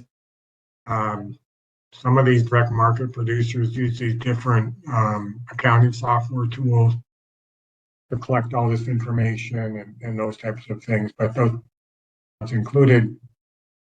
And this is kind of how you would complete a yield and expected value for a direct market and a combined direct market. This first example is a direct market, not a combined direct market. So basically, you need to come up with a yield. So this is not our example, but this producer says, I've got blueberries for direct market. My expected value for direct market commodities is my most current 3-year average of my revenue from the sale of my commodities considered direct market from my contemporaneous direct market sales records. My yield is established just like any other commodity that's insured under multi-peril or not, based off my yield and revenue report. In this particular example, it could have went back 10 years here, but this producer went back 4 years. They didn't replacement yield, but came up with an expected yield per acre. And they actually certified their revenue history for all 4 years, but we only used the most recent 3 years to come up with their expected value per acre. So you get a 46 cent per box, I guess this is, for their price for their commodities in this particular example. So, or build the 10-year average on their yield side, a 3-year average for direct market to come up with their expected value. There's good provisions in the policy and handbook on this. There's 2 good examples in Exhibit 16 in the handbook. This example doesn't correspond to the packet, just an example. And then again, this is just kind of the some of the rules around combined direct market. The insured must report at least 2 commodities sold through direct market. The basic benefit of using combined direct market versus direct market is for combined direct market, you don't get You don't need to get to a value per unit of measure. It's simply a value per acre. It's like microfarm. So that's the big difference here. And the producer can't come up with this for all of their direct market commodities.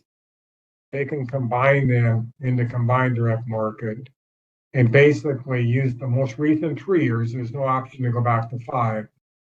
Record on their expected value and yield source documentation certification worksheet their acres and their total revenue from those commodities they declare as combined direct market.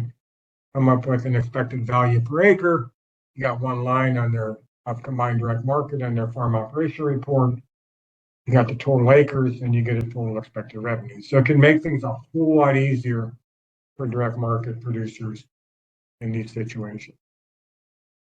And then getting into the losses, the insured must provide us with notice of loss within 72 hours. This losses are done a whole lot like multi-peril. So the insured's got to provide us with the notice of loss within 72 hours if they discover any damage to the commodity, essentially. So anything within that could cause them to end up below their approved revenue. So I always tell producers when I've done producer meetings and agent meetings, tell agents, is put the onus on the company. Anytime you suspect their revenue due to damage in the field or price decline, that their revenue is going to fall below their insured revenue, file a notice of loss. Be as specific as you can.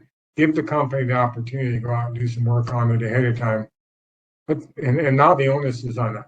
So, but if you don't do anything, if the insured doesn't do anything, I should say, until they file their taxes in March, and then they submit a notice of loss, and we're like, what's the cause of loss? And they're like, I don't know, my revenue is below my guarantee. Makes it really, really hard on the company. So if the insured fails to comply with any notice requirements, we're going to consider any loss from the portion of the commodity for which they failed to provide notice to be solely due to uninsured causes. Farm taxes got to be completed and filed. Claim must be submitted within 60 days after the earlier of the date the taxes were filed with the IRS or the original due date. Farm tax forms must be provided to the IRS as specified by the IRS. If an extension to file has not been requested, taxes must be filed on or before the 7th month after the end of the insurance period. So that would be July. If an extension has not been filed, the claim must be submitted no later than 60 days after the date when the taxes were filed or the final extended date. And then just a reminder, on the 180 days, the final claim, we can defer it at the company's discretion up to 180 days from the end of the insurance period when the commodity produced during the insurance period is still in storage, has not been sold, and an accurate local market value is not available at the time the claim is filed. Commodities which an accurate price cannot yet be determined are still in controlled atmosphere storage. After the 180 days, we may continue that deferral up to or for a longer period of time. Claim is everything's accrual adjusted at claim time. We're basically doing our inventory and accounts receivable adjustments. We're trying to get down to, or not trying to, we'll get down to how much revenue does the producer get from the commodities that they harvested that were mature enough to be harvested during the insurance period that we insured on their current year's whole farm policy. So we're gonna do beginning and ending inventory, beginning and accounts receivable. We're gonna make all these other adjustments. At claim time, we're going to determine if they have any other multi-peril, any NAP claims, any crop and crop hail claims, or anything else. And we're going to make all these adjustments. But at the end of the day, again, we're going to come down to what revenue do we have from the insured commodities that were produced during the insurance period. And if they're in inventory and they haven't been sold yet, we'll largely value whatever remaining inventory as of the first day of the month that we settled the claim. So there will be a point in time which we have to value any inventory. And this is just a summary on the other insurance map and the opt-out I mentioned. You can go back through this at your leisure, but it's how everything's calculated to determine if it exceeds their deductible on their whole farm policy and has to be counted. And then the last step in the whole farm cycle, but prior to a claim, is the final farm operation report. Just make sure this is done. If it's not done by next year's sales closing date or the earlier of the claim or next year's sales closing date, they're going to be limited to coverage of 65% for the following year. So that's really, really important. In the final farm operation report, 2 columns, their final production, total production, and their final dollars of revenue. This can be estimated. It could be, if it's not finalized, it should be estimated as close as possible to what the insured expects to receive. This is a good indicator for the agent and the producer too, to determine whether they think they're going to end up in a loss situation. So it serves multiple purposes. We have to transmit this information to RMA. They've always indicated they were going to use this information for rating purposes. I don't think they ever have, but it's still a requirement of the policy. I'm going to close with going through our example in a simple 7-step process. So this is everything we just went through in a summarized form.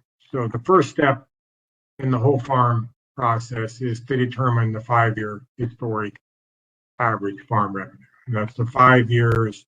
Essentially, we're going to do all the indexing, expanded operation, smoothing options, and everything else. So the first step is, we've got all the 5 years of taxes, and producers elected all these different options. We fill in this information. The system calculates the averages. We come up with a whole farm historic average of $979,940. Second step is the producer at sales closing, and then that revised farm operation report tells us what they intend to do and what they actually did. This is the expected values, expected yields, and intended quantities. And you get down to actuals at the revised farm operation report timeframe. So we determine the 2025 expected crop revenue, which in our example was $1,037,802. This producer qualified. If you look at this, the calculations are, they reported 4 commodities, they qualified for 3. The minimum qualifying revenue, if you do 1 divided by 4 times 0.333 times the total expected revenue of $1,037,802 is $86,138. You can see grapes expected revenue $22,275, so that doesn't count. We're going to still insure it, but that's why you have reported 4, qualified 3. They get a diversification discount based on 3 commodities. Doesn't impact really anything else on the policy, but this is what they intended to produce. Then we determine the approved revenue. So that's the lower of the whole farm historic average and revised operation report. So the lower of those numbers is 979, 940. And then basically decide what coverage level to purchase. So I just ran this one through a quarter. I picked 85% coverage level just for the claim calculation piece. I then go to the bank with $828,753 of insured revenue, asset protection. I ran their premium without any options and their premium with the RX options. So you can see this one didn't vary very much, but their premium without options and with options, if options apply, is going to be more. In this case, it's not very much more, a slight increase in premium, but you'll see big increases here. I ran one the other day, it was $32,000 of increase in premium cost or something. So it's all relative to the size of the operation and the difference between the numbers. And then I ran this for all the different coverage levels. Kind of interesting because you can go back and run this full farm report off of our quarter basically And you see the premium cost per dollar of coverage for our producers. So without any options, you get the 75% coverage level. It's a less than a 1% premium rate for this policy. That's crazy. And stuff. You get up to 85% coverage, that's still under 3% premium. So I only got about 5 more minutes on the presentation. So, I mean, this has about that. So anyways, I figure out what I want to buy, what it costs, and then I go through the year, determine how much revenue I get, my final revenue, see if I have a claim. In this case, I file a claim. This is what I generated off of my individual crops. My adjusters confirmed all of this. I file my taxes because I can't finalize my claim until I file my taxes. I was guaranteed $828,000, a total revenue from sale of my ag commodities, and this should say 2025 revenue to count, not 2022. My total revenue is revenue to count is 719. My claim payment is $108,814. So that basically kind of walks through or summarizes the presentation. So let's see, is there any questions